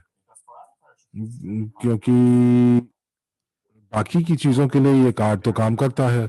ये बहुत अच्छा प्रश्न है। तो अगर ये दूसरी चीजें आप खरीद पा रहे हैं लेकिन यहाँ पर आप टॉपअप नहीं कर पा रहे, तो बहुत सारे जो हमारे सहभागी हैं उन्होंने क्वांटम क्लियरेंस के माध्यम से वो टॉपअप नहीं कर पाए, चाहे वो बैंक की दिक्कत हो, जो उनका बैंक था, स्थानीय बैंक था, या क्वांटम की दिक्कत थी।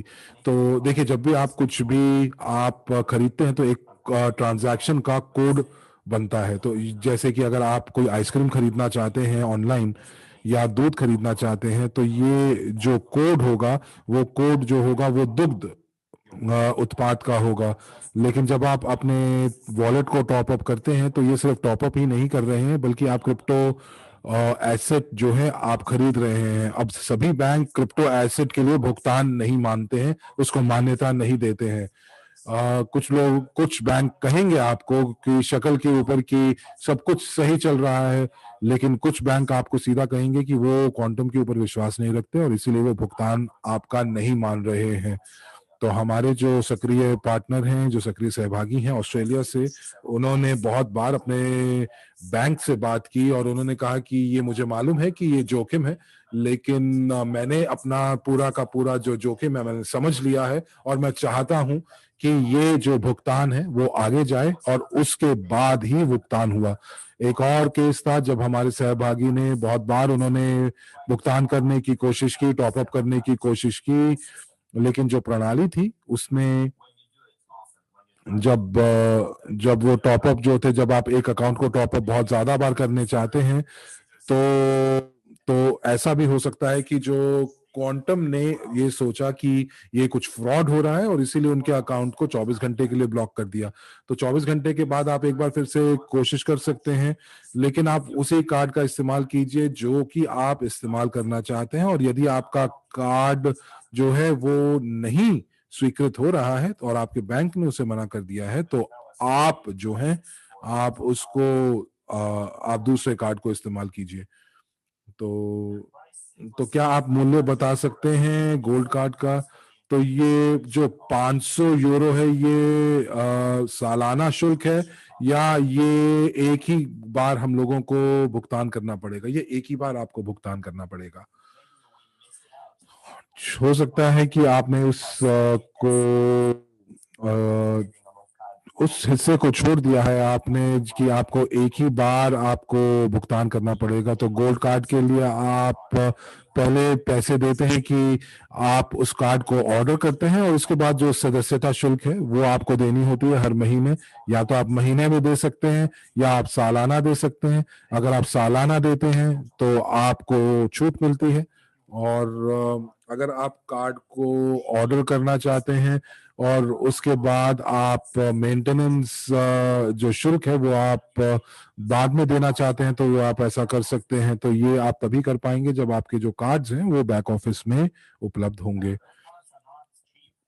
और ये जो कार्ड्स जो बन रहे हैं ये फ्री में नहीं बनते हैं। ये बहुत ज्यादा इनका जो शुल्क है वो बहुत ज्यादा है। लोग उसको छूना चाहते हैं, भौतिक कार्ड को प्राप्त करना चाहते हैं, और हम भी वाकई इसका इंतजार कर रहे हैं। हम लोग हम लोगों ने पिक्चरें देखी हैं गोल्ड कार्ड की, और अब हम लोग उम्मीद कर रहे हैं कि जो डिलीवरी है जो डीएचएल के माध्यम से वो हमारे ब्रांड के साथ आएगा। और जो हमारे सामान्य कार्ड हैं उसके अंदर आप नंबर देख सकते हैं, एक्सपायरी देख सकते हैं, नाम देख सकते हैं। और ये सामान्य कार्ड होता है, लेकिन आप यहाँ पर देखेंगे कि यहाँ पर आपको सिर्फ लोगो दिखाई देगा, और आप अपना जो बिल है वो आप अपने कार्ड को रेस्टोरेंट में भुगतान कर सकते हैं, लेकिन वो देख नहीं पाएंगे कि उसकी जो जो जो जो जानकारी है वो दूसरी तरफ लिखी हुई है, वो कुछ भी उसको देख नहीं पाएंगे। तो ये एक अच्छी बात है। अब डीएचएल के अंदर हम लोगों को ट्रैकिंग आईडी मिला है। और ये एक चीज और मैं आपको बता दूं कि जो ये कार्ड है ये अवधि है इसकी 3 साल के लिए, और हम लोग पूरी कोशिश करेंगे कि ये एप्पल पे और गूगल पे के साथ ये सम्मिलित हो जाए। तो अब दोस्तों, हम लोग ज्यादा प्रश्न नहीं ले पाएंगे, और यदि आपको कुछ प्रश्न हैं तो जो लोग इंतजार कर रहे हैं अपने सत्यापन का जनवरी में, तो आप सपोर्ट टीम के साथ संपर्क साधें। और तो कई बार जो अकाउंट्स हैं वो ब्लॉक इसलिए हो जाते हैं क्योंकि वो ये बताते हैं कि वो राजनीति से जुड़े हुए हैं। तो जब आप ऐसा करते हैं तो ऐसे लोग जो हैं वो ग्लोबल यूनिट पे भुगतान प्रणाली के साथ पंजीकृत नहीं कर सकते हैं, क्योंकि जो लोग हैं वो लोग बाहर के देशों में अकाउंट नहीं खोल सकते हैं।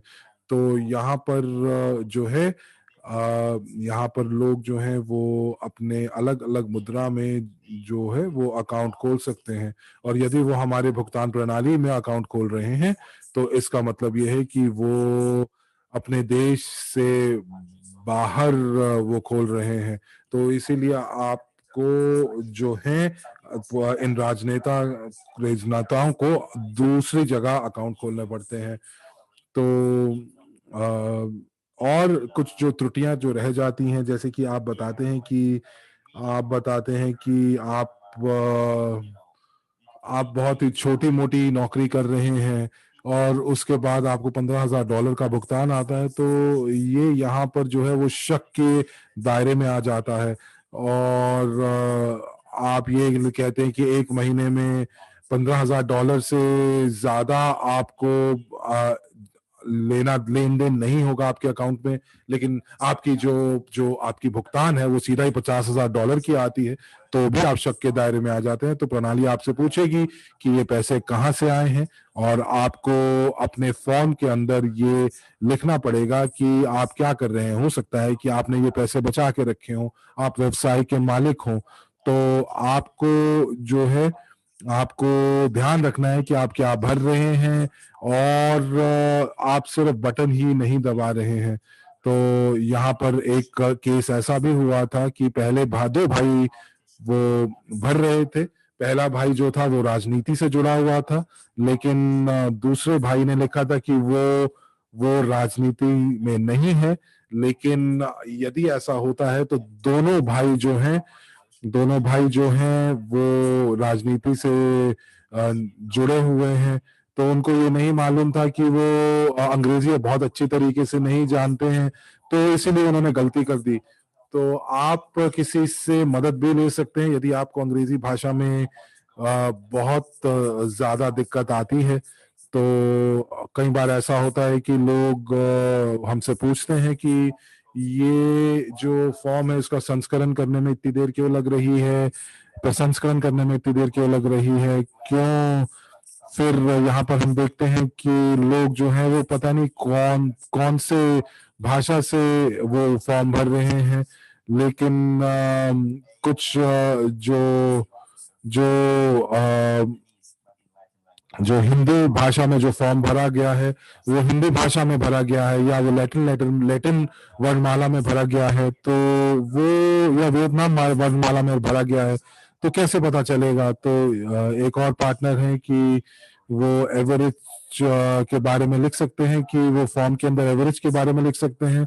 जी नहीं, क्योंकि आपने उनके लिए जो आपने अनुबंध जो हस्ताक्षर किया है, आप एजेंट हैं। आप जो है वो वहां पर एम्प्लॉय नहीं है, कर्मचारी नहीं है। यदि आप कर्मचारी हैं एवरेज के तो आप कर सकते हैं, लेकिन हमारे पास कोई भी कर्मचारी नहीं है एवरेज का, तो आप ये नहीं लिख सकते। टैलेंट चैट में पूछ रहे हैं कि कितना पैसा लगता है एक एक एक कंपनी को अकाउंट खोलने में और एक व्यक्तिगत अकाउंट खोलने में। देखिए दोस्तों, अगर आप सत्यापन करना चाहते हैं तो ये सत्यापन प्रक्रिया आपको कोई पैसा नहीं, ये बिल्कुल मुफ्त है। और अगर ये जो सहभागी है वो एक करंट अकाउंट खोलना चाहते हैं, सेवा अकाउंट खोलना चाहते हैं, या आईबीएन अकाउंट खोलना चाहते हैं, तो ताकि आप जो पैसे हैं वो स्विफ्ट कोड के जरिए आप हस्तांतरण कर सकते हैं, तब आपको कुछ पैसे देने पड़ते हैं। और ये उस चीज के ऊपर निर्भर करता है कि आप कौन से जोखिम के समूह में आते हैं। सबसे कम जो जोखिम का समूह है वो है यूरोप का, और जो सबसे ज्यादा है वो दूसरे देश आ जाते हैं। अब यहाँ पर वियतनामी कक्ष से प्रश्न है, क्या मैं एक बार रिजेक्ट हो चुका हूं तो क्या मैं फिर से सत्यापन की कोशिश कर सकता हूं। अगर मैं ये प्रश्न पूछ रहा हूं कि अगर मैं रिजेक्ट हो चुका हूं तो क्या मैं फिर से सत्यापन के लिए आवेदन दे सकता हूं। देखिए, अगर आप रिजेक्ट हो चुके हैं तो सबसे पहले आप ये देखिए कि क्या कारण से आप रिजेक्ट हुए हैं। यदि आप इसलिए फ्लैग हुए हैं या आप इसलिए रिजेक्ट हुए हैं क्योंकि क्योंकि आपको आपके ऊपर जो है एक प्रतिबंध लगा हुआ है। तो हमारे साथ ऐसा केस हुआ है जहां पर लोगों का जो था वो लोग जेल जा चुके हैं, और इसीलिए उन्होंने सबसे पहले उनसे मांगा कि उनके पास जो है वो एक दस्तावेज उन्हें देना था कि जिससे वो ये स्थापित कर पाए कि उनको जो है वो कभी जेल नहीं गए हैं या वो अब जेल के बाहर हैं, लेकिन वो ऐसा नहीं करना चाहते थे, इसलिए पूरा का पूरा अकाउंट लंबित कर दिया गया। तो यहाँ पर अगर आप देखेंगे तो ये ऐसे जो लोग हैं ये काफी गंभीर रूप से इनको देखा जाता है। ऐसा नहीं है कि अगर आपने कुछ पैसा डाला है, अगर आपने पैसा जो टॉप अप किया है और पैसा आपके अकाउंट में आ जाता है, तो प्रणाली आपसे पूछता है कि आपका स्रोत क्या है आपके पैसे का। अगर आप उस स्रोत को नहीं आप बता पाते हैं तो ये पैसे आपके अकाउंट में वापस आ जाते हैं। तो उसके बाद क्या करेंगे, उसके बाद वो उस अकाउंट को वो निष्क्रिय कर देंगे और वो कहेंगे कि अब खेलने का समय समाप्त हो गया है और अब आपका जो अकाउंट है वो निलंबित हो गया है। देखिए, जो भी प्राइवेट बैंक होते हैं वो अपने लाइसेंस और अपनी साख के पीछे बहुत बड़े बड़े कदम उठा लेते हैं। लाइसेंस बहुत आसान नहीं है। आपको मालूम है कि इन लाइसेंस को प्राप्त करने के लिए बहुत ज्यादा मेहनत करनी पड़ती है, बहुत पैसे लगते हैं। कुछ ऐसे शर्तें और नियम होते हैं जिनका आपको पालन करना पड़ता है। तो इस केस के अंदर हम लोग बिल्कुल कानून के दायरे में रहकर काम कर रहे हैं और हम अपने सहभागियों से यही करने को कह रहे हैं।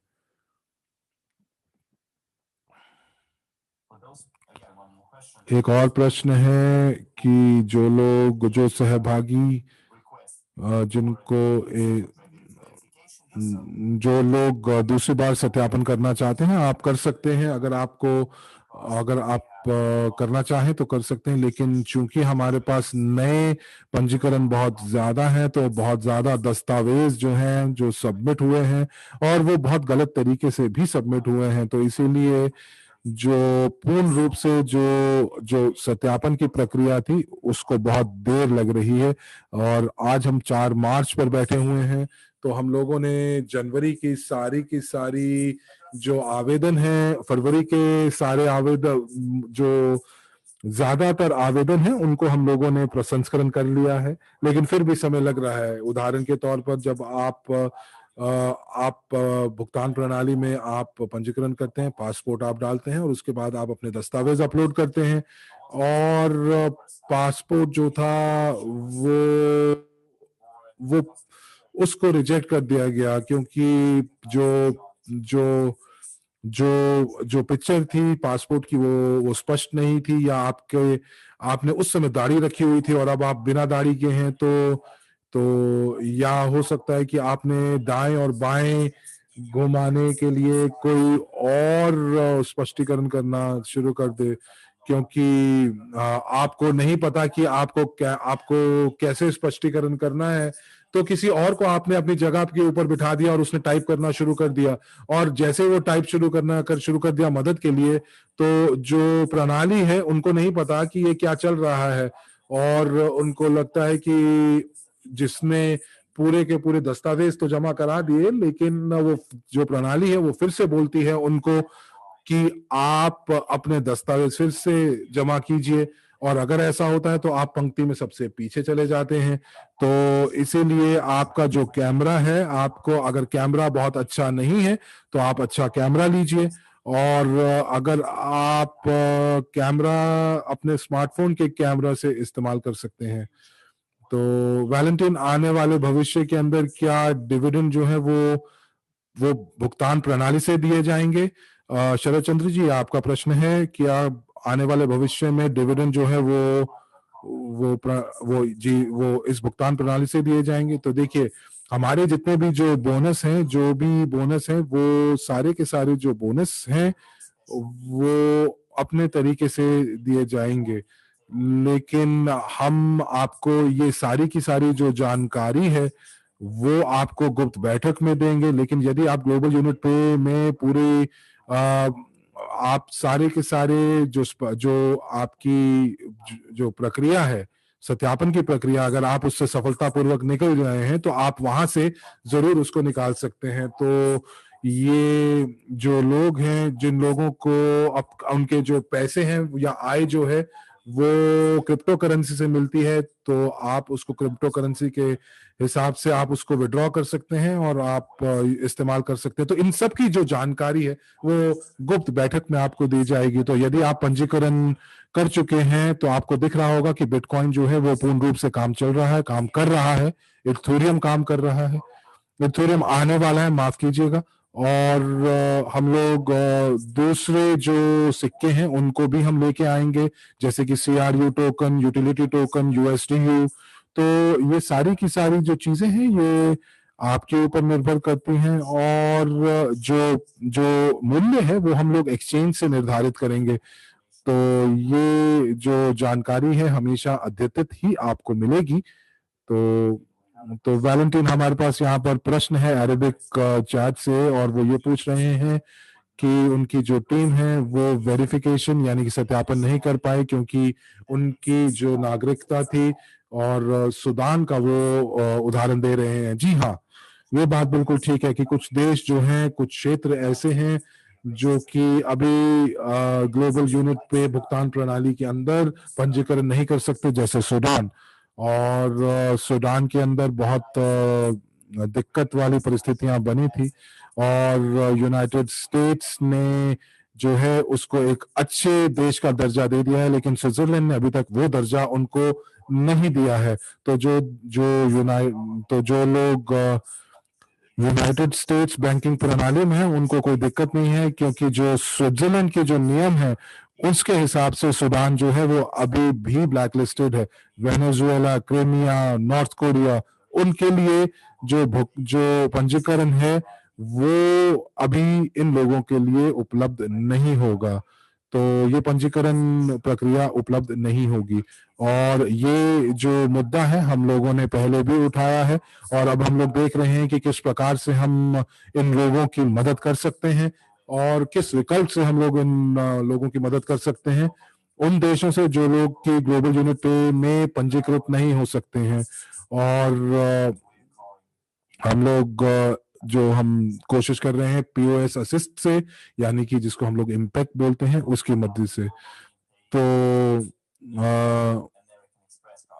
क्या आप अमेरिकन एक्सप्रेस कार्ड के माध्यम से इसको टॉप अप कर सकते हैं, ग्लोबल यूनिट पे को? अच्छा प्रश्न है आपका। देखिए देखिए, जहां तक अमेरिकन कार्ड्स का सवाल है, अमेरिकन कार्ड्स जो हैं वो स्वीकृत हो रहे हैं। हमारे पास एक सहभागी थे, उनका कार्ड स्वीकृत हो गया, और उन्होंने बहुत ज्यादा बार उन्होंने उसको उसको उसको भुगतान करने की कोशिश की। तो उसके बाद उनका कार्ड ब्लॉक हो गया 24 घंटे के लिए। और मुझे लगता है कि कोई दिक्कत नहीं है अगर अमेरिकन एक्सप्रेस इस चीज को नहीं करता है, जो कि कोड जैसे जैसे क्रिप्टो का एक कोड है, तो आप किसी और कार्ड से इस्तेमाल से आप कर सकते हैं। तो कुछ प्रणालियां ऐसी हैं जो हम लोगों को झूठ बताती हैं, और वो ये कहती हैं कि आप लोग जो है आप हमें बता रहे हैं कि सब्जी खरीद रहे हैं, लेकिन आप तो क्रिप्टो करेंसी खरीद रहे हैं। ये हम लोग नहीं करेंगे, ये चीज सही नहीं है। हम लोगों को पारदर्शी होना पड़ेगा और ईमानदार होना पड़ेगा। और अगर हम लोग क्रिप्टो खरीद रहे हैं तो हम लोग उसको क्रिप्टो ही मानेंगे, और हम लोग और विकल्प लगाने की कोशिश करेंगे, सुनने की कोशिश करेंगे, लेकिन हम लोग कभी झूठ नहीं बोलेंगे, या हम लोग कभी भी नहीं कहेंगे कि हम लोग स्मार्टफोन बेच रहे हैं, या हम लोग खाद्य पदार्थ बेच रहे हैं। और अगर हम लोग क्रिप्टो बेच रहे हैं तो हम लोग उसको क्रिप्टो ही मान के चलेंगे, और वही हम घोषणा करेंगे। अफ्रीकन देशों का क्या है, क्या वो भी ब्लैक लिस्ट में शामिल है?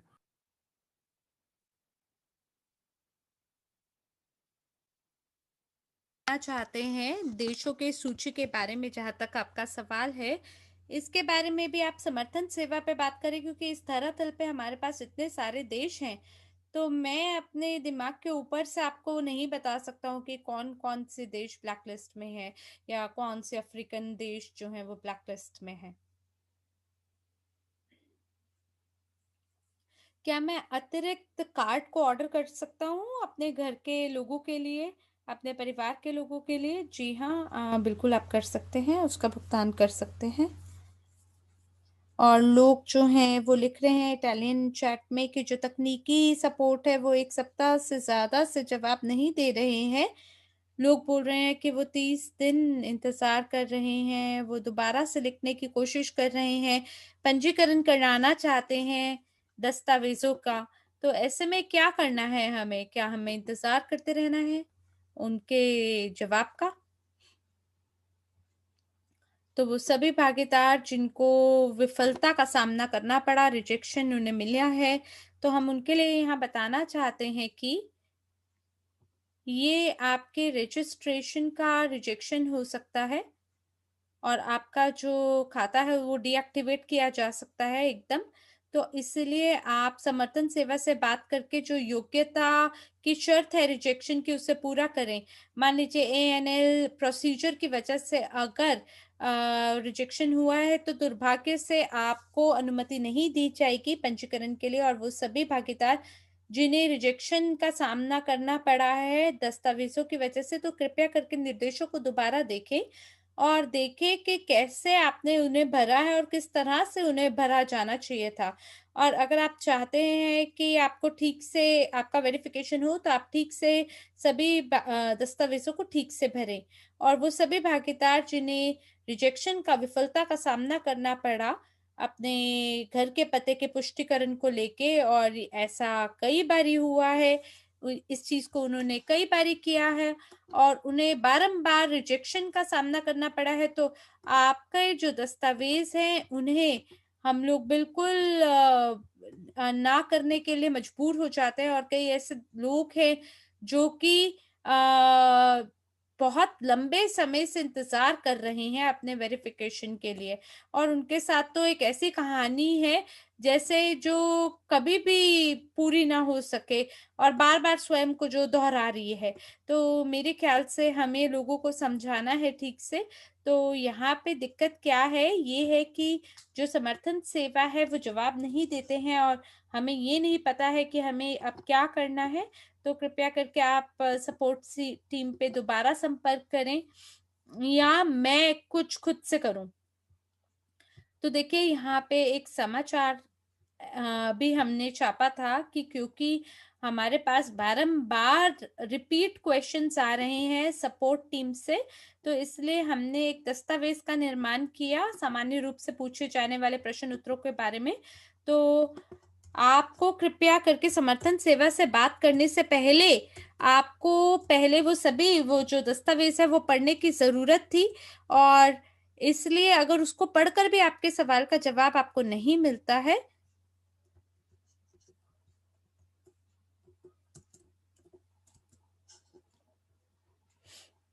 तो आपको ये जो टेक्स्ट है, सामान्य रूप से पूछे जाने वाले सवाल वाला जो दस्तावेज़ है, उसको आप बारंबार पढ़ें, और उसमें अगर आपको अपने उत्तर नहीं मिलते हैं, तब आप समर्थन सेवा से बात करें। तो एक इटालियन भागीदार पूछ रहे हैं कि मैं क्या लिखूं अगर मेरी डबल सिटीज़नशिप आती है, या 1 मिनट रुकिए ज़रा। उससे पूछा जा रहा है कि वो अपना दूसरा जो सिटीज़नशिप है उसको कन्फर्म करे। तो ऐसे में मुझे कैसे रिस्पॉन्ड करना है, ये बड़ा ही दिलचस्प सवाल है। तो जो आपका सिस्टम है उसके अंदर हमें देखने को मिलता है एक सामान्य व्यक्ति जिसका वही नाम है और आखिरी उपनाम है, और उनका कोई सिटीज़नशिप है जिसमें उनकी नैतिकता के अंदर वो लोग जो हैं उन्हें कन्फर्म करने की ज़रूरत है कि वो वहीं पे रहते हैं या वही उनका सिटीज़नशिप है, और उनको वो दस्तावेज़ देने की ज़रूरत है जिसके माध्यम से उनकी सिटीज़नशिप का पुष्टिकरण होता है। तो जी हाँ, वो मेरे दूसरे सिटीज़नशिप के बारे में पता करना चाहते हैं, जबकि मेरी स्थिति में केवल एक ही सिटीज़नशिप है। तो इस स्थिति में कृपया करके आप समर्थन सेवा पे बात करें, इस मामले को लेके कि मैं आपकी जो भी नागरिकता है, क्योंकि एक आपकी इवोरिच की समर्थन सेवा है, ग्लोबल यूनिट पे की समर्थन सेवा है। तो इस प्रकार के सवालों के लिए आप कृपया करके इवोरिच समर्थन सेवा से बात करें, और ये आपकी सूची में शामिल होगा उन लोगों की सूची में जो कि सक्रिय नहीं हुए हैं, और उनको दोबारा से हम कंसिडर कर सकें, मद्देनज़र रख सकें। तो कृपया करके अपना यूनिक आईडी, लॉगिन और ईमेल समर्थन सेवा पे दें। और आपने चैट में ये भी लिखा है कि आपके पास दोहरी नागरिकता है, तो ये आपने चैट में लिखा, और इसी वजह से आपको ये समस्या का सामना करना पड़ा है। तो यहाँ एक सवाल पूछा जा रहा है कि एक भागीदार ने बटन पे क्लिक किया है कि मैंने कंपनी के खाते को खोला, और उसको बदले में कुछ शुल्क उससे लिया गया है। तो अगर आप कंपनी के लिए खाते को खोलना चाहते हैं, तो आपको ये शुल्क का भुगतान करना होगा। अगर आप सेल्फ एम्प्लॉयड हैं, तो आपको ये खाता खोलने की ज़रूरत नहीं है ओपन अ कंपनी के नाम से, और आपको इसके लिए कोई भी लागत आपसे शुल्क नहीं लिया जाएगा। तो हम देख पा रहे हैं कि आपके सवाल जो हैं सो पूरे हो गए हैं।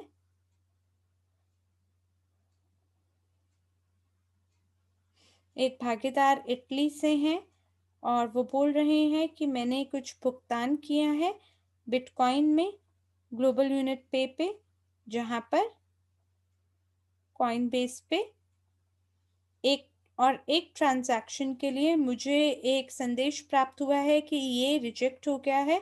तो मैं आपसे ये जानना चाहता हूँ कि मुझे मेरा पैसा कैसे वापस मिल सकता है।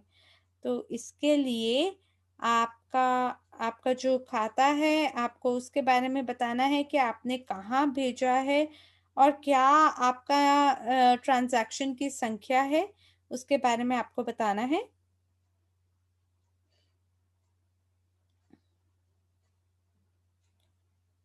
और अगर ये कहीं पे अटक गया है ग्लोबल यूनिट पे सिस्टम में, तो जो विशेषज्ञ हैं वो उससे निपटेंगे। अगर पैसा आपका अटक गया है कॉइनबेस में, तो ऐसे में आपको वहां पे रेफर करने की ज़रूरत है। तो क्या मैं फिजिकल जो भौतिक कार्ड है वहां से विड्रॉ कर सकता हूँ? बिल्कुल आप कर सकते हैं, लेकिन जो कमीशन है ये निर्भर करेगा कि किस प्रकार के कार्ड को आपने चुना है और एटीएम मशीन पे आपको इसका उपयोग करना है, क्योंकि कुछ जो एटीएम मशीन्स है वो पैसे को विड्रॉ करने के लिए अतिरिक्त रूप से आपसे कमीशन का भी चार्ज कर सकते हैं। तो क्या हम जो वर्चुअल कार्ड है वहाँ से किसी और कार्ड को पर हम ट्रांसफ़र कर सकते हैं? अगर हाँ, तो ये विकल्प कब हमें उपलब्ध होगा? तो हमने ये ऑनलाइन टॉपअप को ऑर्डर किया और आप जो हैं ट्रांसफ़र कर सकते हैं, और जब ये विकल्प सक्रिय हो जाएगा तब आप बाकी कार्ड पे भी ट्रांसफ़र करने का आपको मौका मिलेगा। आप विथड्रॉ कर पाएँगे सभी कार्ड्स में, लेकिन ये ज़्यादातर जो व्यवसाय के लोग हैं या वो कंपनियां जो कि रजिस्टर्ड हैं ग्लोबल यूनिट पे के अंदर कंपनियों के रूप में, उनको ये मौका मिलेगा। तो ये जो कार्ड है ये आपके नाम पे आपको उपलब्ध होगा और इसे पर्सनलाइज करेंगे हम। वो सभी लोग जिन्होंने दस्तावेज़ों को सबमिट किया है, आप लोग इसे एडिट कर सकते हैं, और अगर ये रिजेक्ट हो गया है तो आपको समर्थन सेवा ग्लोबल यूनिट पे सिस्टम पे आपको संपर्क करना होगा, लेकिन आप याद रखें कि ये तेजी से नहीं होगा, क्योंकि हमें अभी भी बहुत सारे फ़ोन का कॉल से निपटना पड़ रहा है, और यहाँ पे कई ऐसे भी लोग हैं जिनका जो स्टेटस है वो पेंडिंग है, और वो सभी लोग जो कि समर्थन सेवा पे टेक्स्ट कर रहे हैं या कह रहे हैं कि हम हमारा जो प्रश्नावली का पत्र है उसको हम एडिट करना चाहते हैं, तो ये आपको एकदम तत्काल या तुरंत उपलब्ध नहीं होगा। वो लोग जिन्हें किसी भी कारण से रिजेक्शन का सामना करना पड़ा है, कोई भी कारण हो सकता है ये, और इसके लिए जो विशेष आपके ऑफिसेस हैं जहाँ पे आप विशेष काम करते हैं और लोगों की प्रोफाइल को रिव्यू करते हैं, वो इसके लिए उनकी जिम्मेदारी बनती है, और उनको कारण बताने की ज़रूरत है कि क्या कारण है रिजेक्शन का। और अगर वो इसी तरह से किसी भी उपयोगकर्ता को देखते हैं और अगर मान लीजिए उनको ये ठहराया गया है कि वो एक आतंकवादी रूप से जुड़े हुए हैं, तो कंपनी को फाइन कर दिया जाएगा, उनका लाइसेंस जो है वो टर्मिनेट कर दिया जाएगा, और ये सभी जो कार्यालय हैं इनको भी फाइन कर दिया जाएगा। और इसीलिए अगर आप रिजेक्ट हो गए हैं, तो हम उससे कंसिडर करने की कोशिश करेंगे, क्योंकि हमारी कोशिश है कि हमारे सभी भागीदार प्रणाली के अंतर्गत आ जाएं। लेकिन अगर रिजेक्शन किसी बुरे कार्य की वजह से हुआ है या किसी बुरे इतिहास की वजह से हुआ है, तो ऐसे में जो सिस्टम है वो इन लोगों को वेरीफ़ाई नहीं करेगा। तो इसीलिए आप ये सुझाव दे सकते हैं अपने भागीदारों को, अपने दोस्तों को कि वो पंजीकृत करें हमारे पेमेंट सिस्टम में, और इसके लिए आप सुझाव दे सकते हैं सभी कार्ड्स का और बोनस प्राप्त कर सकते हैं मार्केटिंग प्लान के तहत इवोरिच में।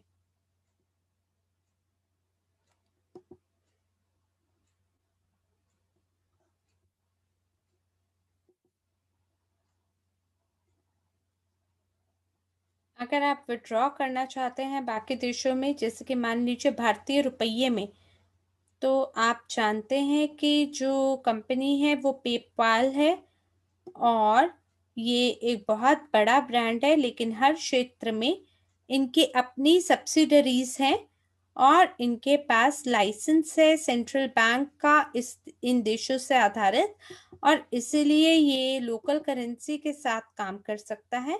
और इसीलिए जब हमारी खुद की कंपनी होगी भारत में, और जब के अंदर हमारा सेंट्रल बैंक के साथ जुड़ाव होगा, तब ये रुपी के साथ काम कर पाएँगे और हम सारे खाते खोल पाएँगे रुपी के हिसाब से, और इसी तरह से हम रूस में करेंगे और बाकी देशों में भी करेंगे। तो हम एक प्रक्रिया के हिसाब से काम कर रहे हैं, और जो हमारा पेमेंट सिस्टम है हम उसे वैश्विक बनाना चाहते हैं। तो कितने लोग हमारे उपयोगकर्ता इस प्रणाली में हैं?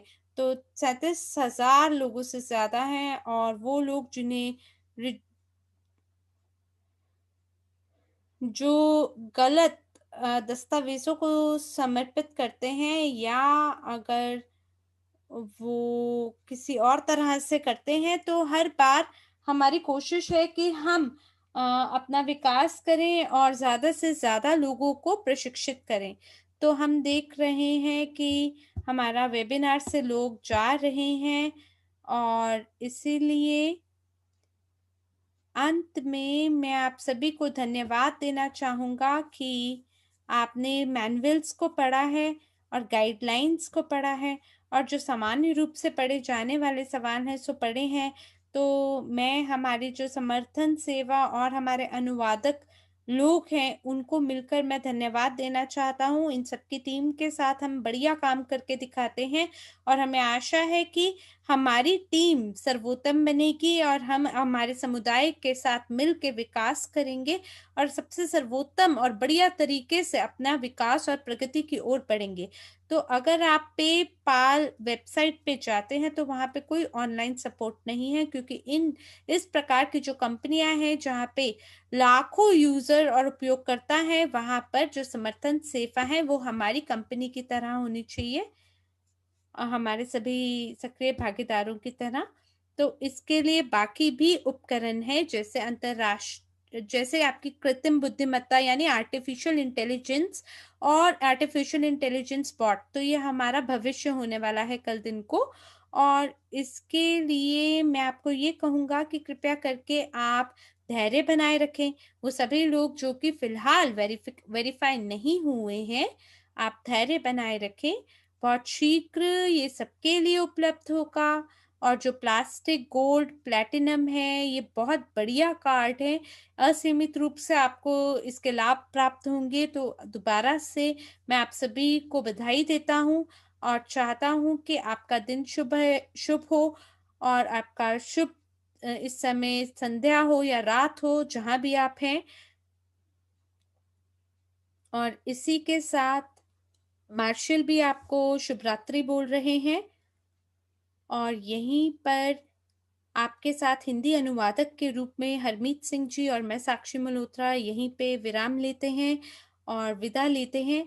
आशा है आपका दिन, आपका जीवन मंगलमय और आनंदमय हो, और नए जोश और उमंग के साथ आपके साथ दोबारा मुलाकात होगी अगले सत्र में। तब तक के लिए अपना ध्यान रखिए। शुभ रात्रि। धन्यवाद।